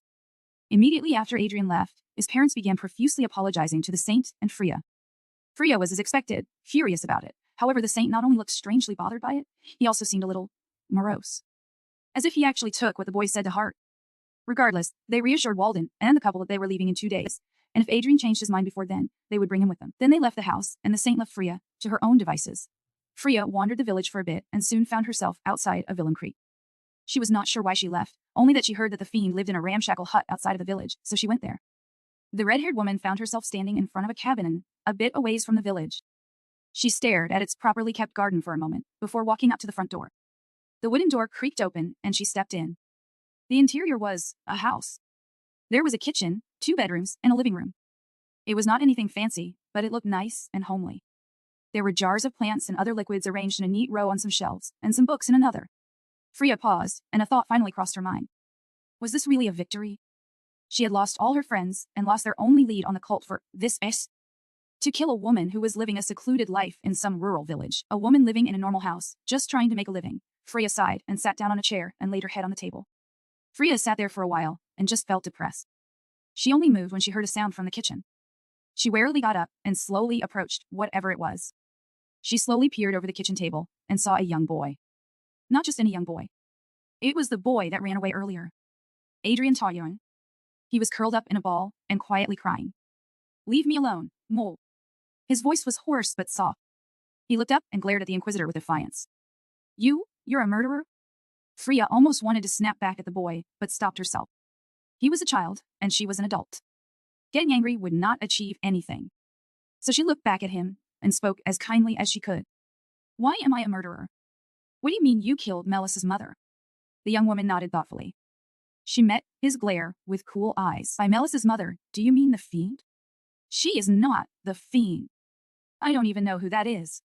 She's Miss Arya, and she's a kind woman who saved my life. She never did anything wrong. You killed her, and now Melas is gone too. The boy choked on his words. He buried his face on his hands as tears streamed down his cheeks. Freya just stared at him. So, is killing wrong? Of course it is. Adrian snapped back. He was furious, but Freya did not back down. She continued and spoke slowly this time. Well, this Miss Arya killed my friends. Does that make her a murderer too? Her voice was quiet, solemn. But Adrian just looked up and glared. You attacked her first. Freya nodded her head and continued. Not just them. She was a part of the Shadow Evangelium. They were the cause of millions of death. And this Miss Arya herself was responsible for at least tens of thousands. Yes, that was what Freya almost forgot. The fiend got her name for her ruthlessness. Her cruelty. Not just in battle, not just against soldiers, but against civilians too. The fiend took part in the Santiago massacre, where an entire city was burned down to the ground and all its citizens killed. Freya's friends were not the first one to be killed by the fiend. But they were the last. And that, even if it pained her to admit it, was a good thing. Freya met Adrian's gaze, and the boy looked incredulous. You're lying. Freya shook her head and shrugged. You don't have to believe me. But these are the things we learned in the academy. Not just in the Holy Zan Empire, but here in their own republic, the poor kingdom, even the free cities teach it. It's in all the history books, you know. Freya looked down at Adrian, and the boy's eyes were wide in disbelief. He looked like he wanted to say something, but he was struggling. So Freya just continued. You say she wasn't wrong for killing my friends because we attacked her first. But we attacked her because she's killed so many people, because she was a danger, even if she wasn't doing anything bad at that moment. So, are we? Am I really the bad guy here? Do you still think I'm evil? The Inquisitor looked at the boy expectantly. But Adrian could not meet her gaze. He looked away and spoke hesitantly. Yes. The young woman looked at the boy and sighed. Then I guess I'm evil then. But you can't just claim someone is evil without knowing anything at all. So come with us to Xandaria, and you can learn anything you want. Maybe you will even learn to become strong enough to do something about it. The young woman half turned and shrugged. Or just stay here and do nothing. Remain in this tiny village and remain ignorant and helpless to all the injustices of this world. It's your choice. The young boy looked up at Freya, and they locked eyes for a moment. Just a moment. Yang. Then the Inquisitor walked away, leaving Adrian by himself. It was morning when St. Theron and Freya were about to leave Willem Creek 2 days later, even though they killed the village's herbalist, even though they destroyed a few homes. The villagers all gathered to bid farewell to their visitors. Because they were from the church. An Inquisitor and an actual saint. This might be the only time they ever got to meet an Inquisitor, let alone a saint. Plus, their herbalist was actually evil, and they got quite a lot of gold from them. So when these prominent and rich visitors were about to leave, the entire village gathered to say goodbye. The entire village, except for one boy. The red-haired woman sighed as she scanned the sea of faces and did not see Adrian. She saw his parents approach, but no brown-haired child. And Freya thought what she said actually got to him. It was too bad. She turned to the approaching couple and smiled as St. Theron started speaking with them. Has Adrian changed his mind? No, not yet. We tried to find him again this morning, but he still hasn't returned home. We don't know where he is. Could you please just wait a little longer? St. Theron shook his head apologetically, and even Freya had to agree. She glanced at the horses, packed with equipment, and ready to go. There were 7 of them, and only 2 riders. The 2 horses being used had to be tied to the other 5, which would dramatically slow down traveling speed. It would take at least half a week to even get to the nearest city with a train station. And then they had to switch trains to reach a dock city, and then take a flying ship too. Freya shook her head at the thought. It would take around a month and a half before they returned to their continent of Sully. They could not waste too much time in this village. They were just about to leave when someone pushed through the crowd of villagers. Wait! Walden shouted as he waded his way through the small crowd. Everyone stared at him as he finally pushed his way out of the crowd. He was followed by a young boy. Adrian, Ty. His parents rushed forward to meet him. Adrian, sweetie, are you okay? We were worried. Where were you, Adrian? You didn't come home for 2. Walden cut them off and pointed at the boy. Adrian has something important he wants to say. Adrian looked up at the middle-aged man and nodded his head. Adrian then turned to his parents. Mom? Dad. I'm sorry for worrying you. But I needed some time by myself to think. I know you guys care a lot for me, and you only want what is best for me. That is why I decided I will be going to Xandaria. The young boy's parents blinked and looked at each other for a moment. Natalie then turned back to her son, smiled, and hugged him. Then go, Adrian. We love you so much. You worried us, you know? So make us worry and write to us. I'm sorry for being mad at you, Adrian. Be good, okay? We love you, you know.